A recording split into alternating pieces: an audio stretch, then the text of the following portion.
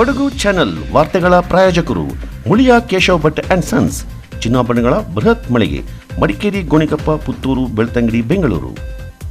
ಹೋಮ್ಸ್ಕೇಪ್ furnitures, ಕೊಡಗಿಗೆ ಸಮೀಪದ ವಿಶಾಲವಾದ ಮಳಿಗೆ, ಪಯ್ಯಾವೂರ್, ಕೇರಳ. ಶಾರದಾ ಜ್ಯುವೆಲರ್ಸ್, ಕೊಡಗಿನ ಸಾಂಪ್ರದಾಯಿಕ ಆಭರಣಗಳ ಬೃಹತ್ ಮಳಿಗೆ, Aras road, Mysuru. A to Z super market, Vishwamanava double road, Kuvempu Nagar, Mysuru. SLV Promax, corn mix and corn products, Kushalnagar. Prashant furnitures, ನಿಮ್ಮ ಅಂದದ ಮನೆಗೆ ಚಂದದ ಪೀಠೋಪಕರಣಗಳ ಮಳಿಗೆ, ಇಂಡಸ್ಟ್ರಿಯಲ್ ಏರಿಯಾ, ಮಡಿಕೇರಿ. ಫ್ಯಾಬಿನ್ಸ್ ಫ್ಯಾಮಿಲಿ ರೆಸ್ಟೋರೆಂಟ್, ಬೆಕಾಚಿ resto cafe, always cell tower, Kohinoor ರಸ್ತೆ, ಮಡಿಕೇರಿ. ಕೊಡಗು ಜಿಲ್ಲಾ ಪೊಲೀಸ್ ವಾರ್ಷಿಕ ಕ್ರೀಡಾಕೂಟಕ್ಕೆ ಜಿಲ್ಲಾ ಪಂಚಾಯತ್ ಸಿಇಒ ಆನಂದ್ ಪ್ರಕಾಶ್ ಮೀನಾ ಅವರು ನಗರದ DAR ಕವಾಯತು ಮೈದಾನದಲ್ಲಿ ಗುರುವಾರ ಚಾಲನೆ ನೀಡಿದರು. ಕಳೆದ ಬಾರಿಯ ಕ್ರೀಡಾಕೂಟದ ವೈಯಕ್ತಿಕ ಚಾಂಪಿಯನ್ ಸಂಜು ಕ್ರೀಡಾ ಜ್ಯೋತಿಯಿಂದ ಕ್ರೀಡಾಂಗಣಕ್ಕೆ ತಂದು ಅತಿಥಿ ಗಣ್ಯರಿಗೆ ಹಸ್ತಾಂತರ ಮಾಡಿದರು. ಬಳಿಕ ಬಲೂನ್ ಅನ್ನು ಹಾರಿ ಬಿಡುವ ಮೂಲಕ ವಾರ್ಷಿಕ ಕ್ರೀಡಾಕೂಟಕ್ಕೆ ಜಿಲ್ಲಾ ಪೊಲೀಸ್ ವರಿಷ್ಠಾಧಿಕಾರಿ ಕೆ ರಾಮರಾಜನ್, ಜಿಲ್ಲಾ ಪಂಚಾಯತ್ ಸಿಇಒ ಆನಂದ್ ಪ್ರಕಾಶ್ ಮೀನಾ ಅವರು ಕ್ರೀಡಾಕೂಟದ ಯಶಸ್ಸಿಗೆ ಹಾರೈಸಿದರು. ಜಿಲ್ಲೆಯ ವಿವಿಧ ಠಾಣೆಗಳಲ್ಲಿ ಕಾರ್ಯನಿರ್ವಹಿಸ್ತಾ ಇರುವ ಪೊಲೀಸ್ ಸಿಬ್ಬಂದಿಗಳು ಆಟೋಟಗಳಲ್ಲಿ ಪಾಲ್ಗೊಂಡು ಸಂಭ್ರಮಿಸಿದ್ದು ವಿಶೇಷವಾಗಿದೆ. ಚಪ್ಪಾಳೆಯ ಹಿನ್ನೆಲೆಯಲ್ಲಿ ಇದೀಗ ಕ್ರೀಡಾ ಜ್ಯೋತಿಯ ಆಗಮನ. ಕೊಡಗು ಜಿಲ್ಲಾ ಪೊಲೀಸ್ ವಾರ್ಷಿಕ ಕ್ರೀಡಾಕೂಟ 2025ರ ಗೌರವದ ದ್ಯೋತಕ ಕ್ರೀಡಾ ಜ್ಯೋತಿಯ ಆಗಮನ. ಇದು ಕಳೆದ ಬಾರಿಯ ಚಾಂಪಿಯನ್ ಪೊಲೀಸ್ ಕಾನ್ಸ್ಟೇಬಲ್ ಸಂಜು ಅವರಿಗೆ ದೊರೆತ ಗೌರವ. ಮುಖ್ಯ ಅತಿಥಿಗಳು ಸಭಿಕರಿಗೆಲ್ಲರಿಗೂ ಅದನ್ನು ತೋರಿಸಿ ಕಳೆದ ಬಾರಿಯ ಚಾಂಪಿಯನ್ ಸಂಜು ಅವರಿಗೆ ಹೆಂದಿಸಿದ್ದಾರೆ. ಈ ಬಾರಿಯೂ ಕೂಡ ಎಲ್ಲರೂ ಕ್ರೀಡಾ ಸ್ಫೂರ್ತಿಯನ್ನು ಮೆರೆದು ಮುಖ್ಯ ಅತಿಥಿಗಳಿಗೆ ಧ್ವಜವಂದನೆ ಸಲ್ಲಿಸುತ್ತಾ ಶ್ರೀಯುತ ಸುಬ್ರಹ್ಮಣ್ಯ ಪೊಲೀಸ್ ಉಪನಿರೀಕ್ಷಕರ ನೇತೃತ್ವದಲ್ಲಿ ಸೋಮಾರ್ಪೇಟೆ ಉಪವಿಭಾಗ ಆತ್ಮೀಯವಾಗಿ ಮುಖ್ಯ ಅತಿಥಿ ಕರೀತಾ ಇದ್ದಾರೆ. ಶ್ರೀ ಜೋಶಿ ಕುಟ್ಟಪ್ಪ ASI ನಿಸ್ತಂತೂರವರ ಸಾರಥ್ಯದಲ್ಲಿ ಘಟಕಗಳ ತಂಡ ಮುಖ್ಯ ಅತಿಥಿಗಳಿಗೆ ವಂದನೆಯನ್ನು ಸಲ್ಲಿಸುತ್ತಾ ಮುನ್ನಡೆಯುತ್ತಿರುವ ತಂಡ ವಿಶೇಷ ಘಟಕಗಳ ತಂಡ.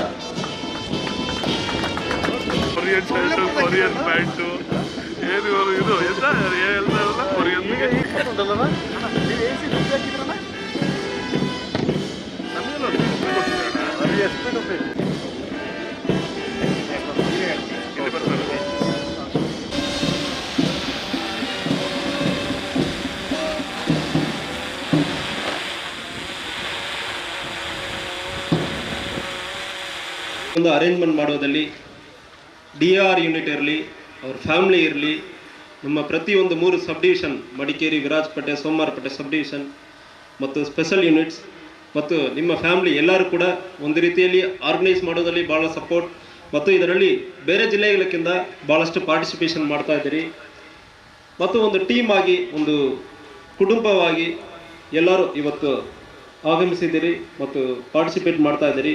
ನಿಮ್ಮ ಎಲ್ಲರನ್ನು ಕೂಡ ಸ್ವಾಗತಿಸುತ್ತೇನೆ.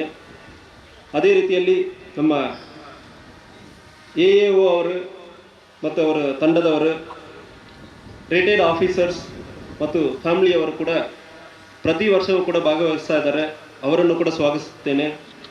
ಚಾಂಬರ್ ಆಫ್ ಕಾಮರ್ಸ್ ಮತ್ತು ಜನಪ್ರತಿನಿಧಿಗಳು ಮತ್ತು ಸಾರ್ವಜನಿಕರು ನಮಗೆ ಸಹಕಾರ ಕೊಡುವ ಭಾಳಷ್ಟು ಸಾರ್ವಜನಿಕರು ಕೂಡ ಆಗಮಿಸಿದ್ದಾರೆ. ಅವರಿಗೂ ಕೂಡ ಸ್ವಾಗತಿಸುತ್ತೇನೆ. ಮತ್ತು ಮಾಧ್ಯಮಿತರರು ಕಳೆದ 3 ವರ್ಷದಲ್ಲಿ ಪ್ರತಿಯೊಂದರಲ್ಲಿ ಕೂಡ ಸರಿಯಾದ ಸುದ್ದಿಯನ್ನು ಜನರಿಗೆ ತಲುಪಿ ನಮ್ಮ ಜೊತೆ ಸಹಕಾರ ನೀಡಿ ಪೊಲೀಸ್ ಅಡ್ಮಿನಿಸ್ಟ್ರೇಷನ್ಗೆ ಸಪೋರ್ಟ್ ಮಾಡಿರುವ ಪತ್ರಕರ್ತರು ಮತ್ತು ಮಾಧ್ಯಮಿತರರು ಎಲ್ಲರನ್ನು ಕೂಡ ಸ್ವಾಗತಿಸುತ್ತೇನೆ.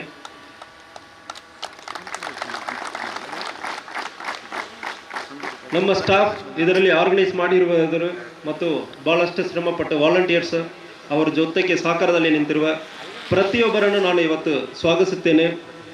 ಈ ವಾರ್ಷಿಕ ಕ್ರೀಡಾಕೂಟ ನಮ್ಮ ಪೊಲೀಸ್ ಇಲಾಖೆಯಲ್ಲಿ ಒಂದು ಸೌಂಡ್ ಬಾಡಿ ಇರಬೇಕು, ಆವಾಗಲೇ ಸೌಂಡ್ ಸೋಲ್ ಇರುತ್ತದೆ. ಸಾಲಿಡ್ ಡೆಸಿಷನ್ಸ್ ತೊಗೊಳ್ಬೇಕಂದ್ರೆ ಸಾಲಿಡ್ ಬಾಡಿ ಇರಬೇಕು, ಆವಾಗಲೇ ಫಿಸಿಕಲಿ ಫಿಟ್ ಇರುವಾಗ ನಾವು mentally sound decisions, solid decisions firm ಆಗಿರೋದಕ್ಕೆ ಸಾಧ್ಯನೇ ಇರ್ತದೆ. ಅದಕ್ಕಾಗಿ ಪೊಲೀಸ್ ಇಲಾಖೆಯಲ್ಲಿ ಯಾವಾಗಲೂ ಇಂಥ ಫಿಸಿಕಲ್ ಫಿಟ್ನೆಸ್ಸನ್ನು ಮೇಂಟೈನ್ ಮಾಡೋದಕ್ಕೆ ನಮ್ಮ ಇಲಾಖೆಯಲ್ಲಿ ಇಡೀ ರಾಷ್ಟ್ರ ಪೂರ್ತಿ ಪ್ರತಿ ಯೂನಿಟಲ್ಲಿ ಕೂಡ ನಡೀತಾ ಇರ್ತದೆ. ನಮ್ಮ ಯೂನಿಟಲ್ಲಿ ನಾವು ಕಳೆದ 2 ವರ್ಷಗಳಲ್ಲಿ ನಾನು ನೋಡ್ತಾ ಇದ್ದೀನಿ, ಭಾಳಷ್ಟು ಸ್ಪೋರ್ಟ್ಸ್ಮ್ಯಾನ್ಶಿಪ್ಗಳಿಂದ ನೀವೆಲ್ಲ ಪಾರ್ಟಿಸಿಪೇಟ್ ಮಾಡ್ತಾ ಇದ್ದೀರಿ. ಇವತ್ತು ನೆಕ್ಸ್ಟ್ 3 ದಿವಸಕ್ಕೆ ಇಲ್ಲಿ ಪೊಲೀಸ್ಗಿಂದ ನಾವು ಪೊಲೀಸ್ ಆಫೀಸರ್ಸ್ ಇಂದ ಹೇಳೋದಕ್ಕಿಂತ ಪ್ರತಿಯೊಬ್ಬರು ಅಥ್ಲೀಟ್ ಆಗಿ ನನ್ನ ಕಣ್ಣಿಗೆ ಕಾಣ್ತಾ ಇದ್ದೀರಿ. ನೀವೆಲ್ಲರೂ ಕೂಡ ಸ್ಪೋರ್ಟ್ಸ್ಮ್ಯಾನ್ ಸ್ಪಿರಿಟ್ನಿಂದ ಗೆಲ್ಲಬೇಕಂದ್ರೆ ಉದ್ದೇಶದಿಂದ ಪಾರ್ಟಿಸಿಪೇಷನ್ನು ಜಾಸ್ತಿ ಮಾಡಬೇಕು ಮತ್ತು ಸ್ಪೋರ್ಟ್ಸ್ಮ್ಯಾನ್ ಸ್ಪಿರಿಟ್ ಇರಬೇಕು, ಟೀಮ್ ಸ್ಪಿರಿಟ್ ಇರಬೇಕು. ಆ ರೀತಿಯಲ್ಲಿ ಚೆನ್ನಾಗಿ ಈ ವರ್ಷ ಸ್ಪೋರ್ಟ್ಸನ್ನು ನಡೆಸಬೇಕಂದ್ರೆ ಹೇಳ್ಕೊಳ್ತೀನಿ. ಅದೇ ರೀತಿಯಲ್ಲಿ ಆಫೀಸರ್ಸ್, ಪ್ರತಿಯೊಂದು ಆಫೀಸರ್ಸ್ ಇದು ನಮ್ಮ ಕುಟುಂಬ. ನಾನು ಕೂಡ ನನ್ನ ಫ್ಯಾಮಿಲಿ ಜೊತೆಗೆ ಬಂದಿದ್ದೀನಿ. ಕಾರಣ ಏನಂದರೆ ಇಟ್ ಈಸ್ ಅವರ್ ಫ್ಯಾಮಿಲಿ. ಈ 3 ದಿವಸ ನಾವು ಎಲ್ಲರ ಜೊತೆಗೆ ಇರಬೇಕು. ಈ ಸ್ಪೋರ್ಟ್ಸ್ಮೆನ್ ಬಡಕಣ ನಾವು ಯಾವ ರೀತಿಯಲ್ಲಿ ನಡೆಸ್ತೀವಿ ಅಂದರೆ ಗೊತ್ತಿರ್ತದೆ. ಪ್ರತಿಯೊಬ್ಬರ ಜೊತೆಗೆ, ಅವ್ರ ಫ್ಯಾಮಿಲಿ ಜೊತೆಗೆ, ನಮ್ಮ ಜೊತೆಗೆ ಕೆಲಸ ಮಾಡುವ ಪ್ರತಿಯೊಂದು ಆಫೀಸರ್ ಸ್ಟಾಫ್ ಜೊತೆ ನಾವೆಲ್ಲ ಒಂದಾಗಿ ನಿಂತ್ಕೊಳ್ತೀವಿ ಅಂದರೆ ಒಂದು ಟೀಮ್ ಕೊಡಗ ಅಂದರೆ ಒಂದು ಟೀಮ್ ಆಗಿ ಇವತ್ತು ನಿಂತ್ಕೊಳ್ಳಬೇಕಾದ ನೆಕ್ಸ್ಟ್ 3 ಡೇಸ್ ಈ ಹೈರಾರ್ಕಿ ಇದೆಲ್ಲ ಬಿಟ್ಟು ಒಂದು ಕುಟುಂಬವಾಗಿ ಒಂದು ಟೀಮ್ ಆಗಿ ನಿಂತ್ಕೊಂಡು ಈ ಸ್ಪೋರ್ಟ್ಸನ್ನು ಪ್ರತಿಯೊಬ್ಬರು ನಡೆಸಬೇಕು. ಪ್ರತಿಯೊಂದು ಆಫೀಸರ್ಸನ್ನು ಕೂಡ ನಿಮ್ಮ ಟೀಮ್ ಜೊತೆಗೆ ಇರಬೇಕು. ಟೀಮ್ ಜೊತೆ ಇದ್ದು ಒಳ್ಳೆಯ ಸಪೋರ್ಟ್ ಅನ್ನು ಸಹಕಾರವನ್ನು ನೀಡಬೇಕಂತ ಹೇಳಿಕೊಂಡು ನಾನು ಜಿಲ್ಲಾ ಪೊಲೀಸ್ ವರಿಷ್ಠಾಧಿಕಾರಿ ಸೇರಿದಂತೆ ಜಿಲ್ಲೆಯ ಡಿವೈಎಸ್ಪಿಗಳು, ವೃತ್ತ ನಿರೀಕ್ಷಕರು, ಉಪನಿರೀಕ್ಷಕರು ಪಂದ್ಯಾವಳಿಗೆ ಸಾಕ್ಷಿಯಾದರು. ಕ್ರೀಡಾಕೂಟದಲ್ಲಿ ವಿವಿಧ ಓಟದ ಸ್ಪರ್ಧೆಗಳು, ಲಾಂಗ್ ಜಂಪ್, ಹೈ ಜಂಪ್, ವಿಕೆಟ್ಗೆ ಗುರಿ ಮಾಡಿ ಬಾಲ್ನಲ್ಲಿ ಹೊಡೆಯುವುದು, passing the ball, lemon and spoon, cricket, ಭಾರದ ಗುಂಡು ಎಸೆತ, ಡಿಸ್ಕಸ್ ಥ್ರೋ, ಜಾವಲಿನ್ ಎಸೆತ, ಕಬಡ್ಡಿ, ವಾಲಿಬಾಲ್, ಹಗ್ಗಜಗಾಟ ವಿವಿಧ ಸ್ಪರ್ಧೆಗಳು ಕುತೂಹಲಕಾರಿಯಾಗಿ ನಡೆಯಿತು. ಹೆಚ್ಚುವರಿ ಪೊಲೀಸ್ ಅಧೀಕ್ಷಕರಾದ ಬಿಪಿ ದಿನೇಶ್ ಕುಮಾರ್ ಸೇರಿದಂತೆ ಪೊಲೀಸ್ ಅಧಿಕಾರಿಗಳು ಪಾಲ್ಗೊಂಡಿದ್ದರು. ಕ್ರೀಡಾಕೂಟದ ಸಮಾರೋಪ ನವೆಂಬರ್ 29ರಂದು ಸಂಜೆ 4 ಗಂಟೆಗೆ ನಗರದ ಡಿಎಆರ್ ಕವಾಯತು ಮೈದಾನದಲ್ಲಿ ನಡೆಯಲಿದೆ. ಮೈಸೂರು ದಕ್ಷಿಣ ವಲಯದ ಪೊಲೀಸ್ ಉಪ ಮಹಾನಿರೀಕ್ಷಕರಾದ ಡಾಕ್ಟರ್ ಎಂಬಿ ಬೋರಲಿಂಗಯ್ಯ ಮತ್ತಿತರರು ಪಾಲ್ಗೊಳ್ಳಲಿದ್ದಾರೆ. ಯಾಕೆಂದ್ರೆ ನಾವು ಸ್ಪೋರ್ಟ್ಸ್ ಇಂದ ಮಾತ್ರ ಫಿಸಿಕಲಿ, ಮೆಂಟಲಿ ಮತ್ತೆ ಮೋರಲಿ ಇದೆಲ್ಲ ಯಾವ ಕ್ವಾಲಿಟೀಸ್ ಇರಬೇಕು ಅದು ಎಲ್ಲ ನಮಗೆ ಸಿಗುತ್ತದೆ. ನೀವು ಸ್ಪೋರ್ಟ್ಸ್ ಆಟಾಡಿದ್ರೆ ಅಂದ್ರೆ ನಿಮ್ದು ದೈಹಿಕ ಮತ್ತೆ ಮಾನಸಿಕ ಏನು ಆರೋಗ್ಯ ಇದೆ ಅದು ಎಲ್ಲ ಚೆನ್ನಾಗಿರುತ್ತದೆ. ಮತ್ತೆ ತುಂಬಾ ಸುದೀರ್ಘವಾಗಿ SP ಸರ್ ಎಲ್ಲ ನಿಮ್ಮೆಲ್ಲರಿಗೂ ಅವರದು ಮಾತನ್ನು ಹೇಳಿದ್ದಾರೆ. ನಾನು ಒಂದು ಮಾತು ಹೇಳಲಿಕ್ಕೆ ಇಷ್ಟಪಡ್ತೀನಿ. ದಯವಿಟ್ಟು ಈ ಸ್ಪೋರ್ಟ್ಸ್ ಸ್ಪಿರಿಟ್ ಮತ್ತೆ ಟೀಮ್ ಸ್ಪಿರಿಟ್ ಈ 2 ಉದ್ದೇಶದಿಂದ ನೀವು ಎಲ್ಲ ಗೇಮ್ ಅಲ್ಲಿ ಪಾರ್ಟಿಸಿಪೇಷನ್ ಮಾಡಿ. ಮತ್ತೆ ಯಾರು ಗೆಲ್ತಾರೆ ಯಾರು ಸೋಲ್ತಾರೆ ಅದು ಮುಖ್ಯ ಇಲ್ಲ, ನೀವು ಜಾಸ್ತಿ ಪಾರ್ಟಿಸಿಪೇಷನ್ ಮಾಡಿ, ಅದು ಮುಖ್ಯ ಇದೆ. ಶ್ರೀ ಪರಮೇಶ್ CPC 309 ವಿರಾಜಪೇಟೆ ನಗರ ಠಾಣೆ ಇವರು ಠಾಣೆ. ಸ್ವಾಮಿ KK CPC 19 ಕುಶಲ್. ಶ್ರೀ ಹರೀಶ್ ಎನ್ನ CPC 72 ವಿರಾಜಪೇಟೆ ನಗರ ಠಾಣೆ ಇವರು ಬೇಡಿಯ ಪದಕಕ್ಕೆ ಪಾತ್ರರಾಗಿದ್ದಾರೆ. ತಮ್ಮ ಅಮೂಲ್ಯವಾದ ಜೋರಾದ ಚಪ್ಪಾಳೆ.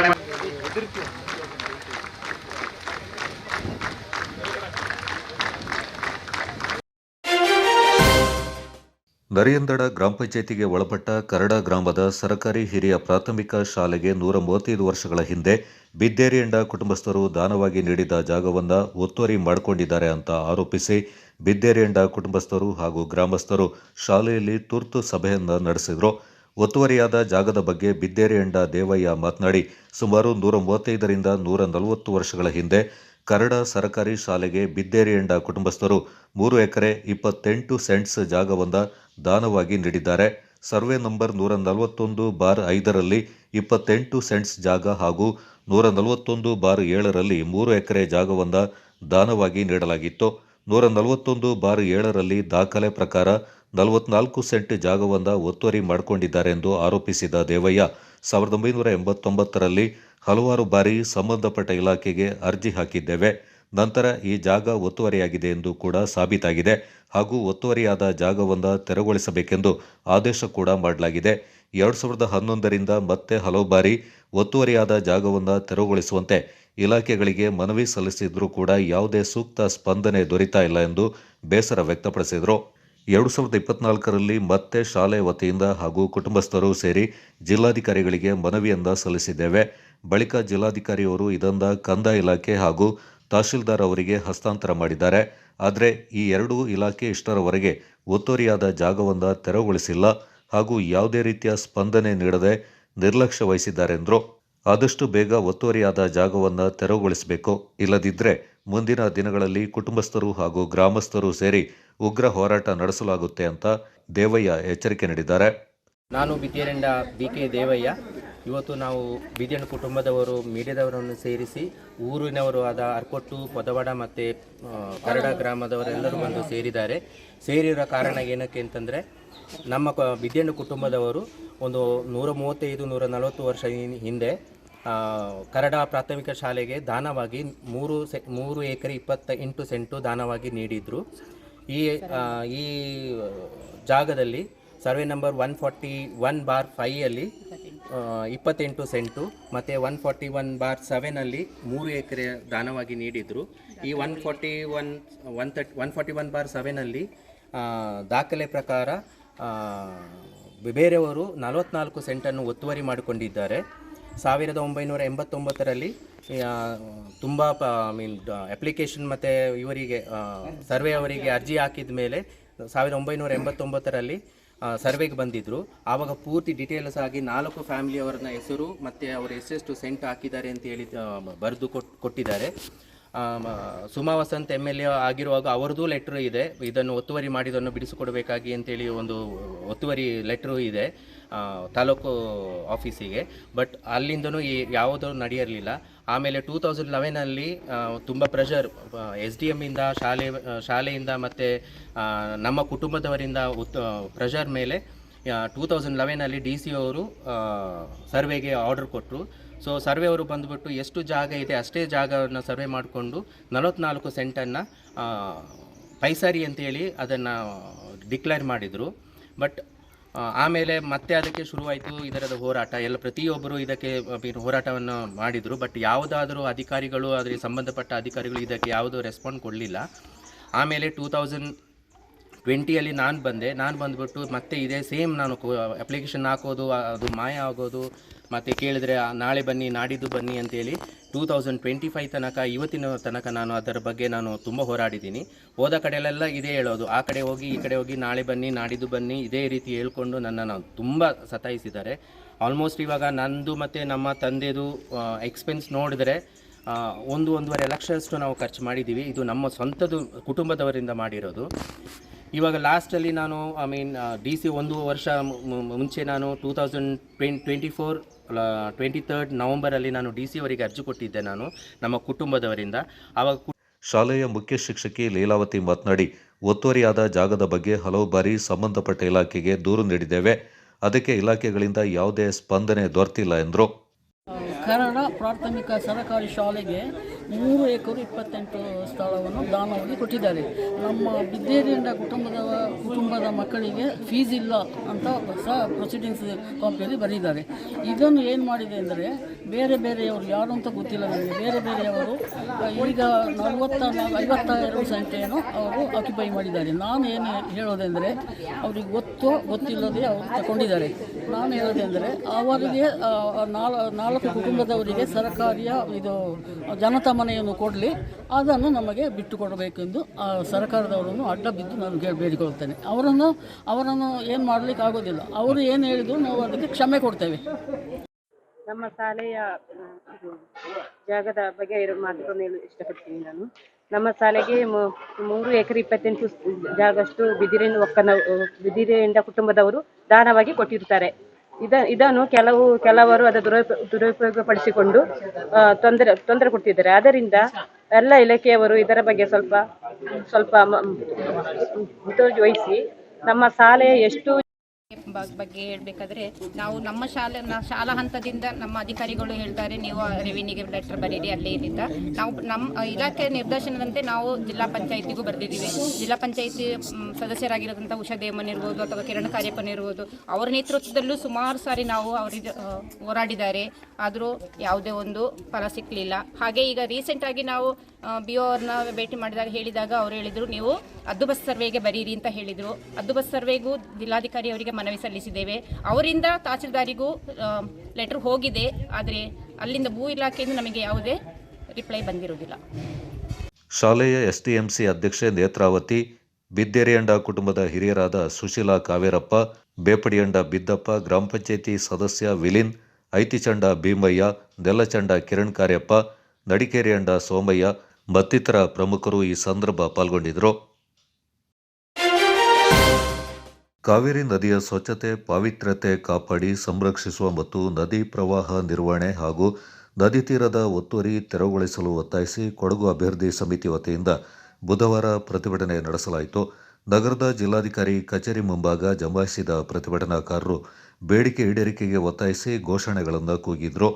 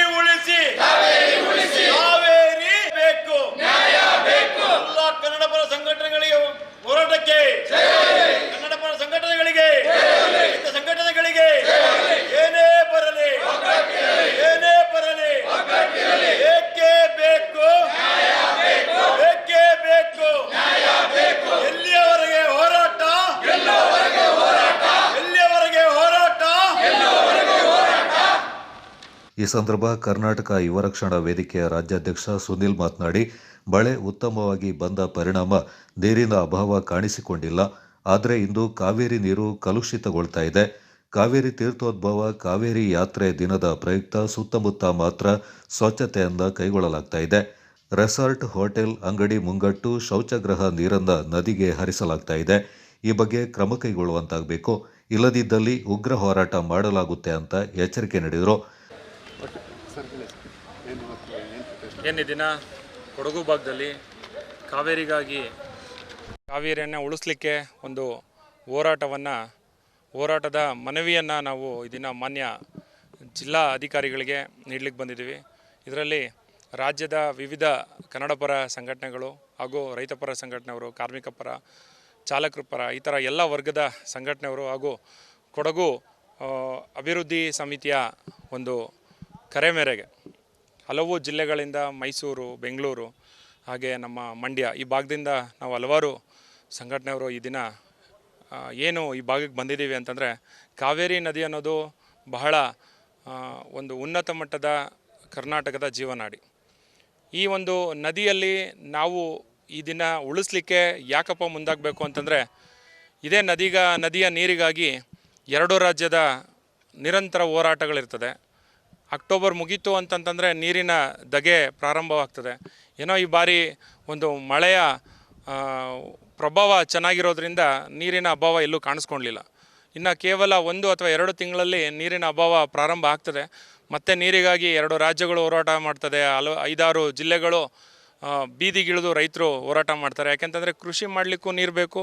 ತದನಂತರ ರಾಜ್ಯದಿಂದ ರಾಜ್ಯಕ್ಕೆ ಒಂದು ಎಲ್ಲ ವರ್ಗಕ್ಕೂ ನೀರು ಸಹಜವಾಗಿದೆ. ಇಂಥ ನೀರು ಆದರೆ ಯಾರು ಹೊಣೆ?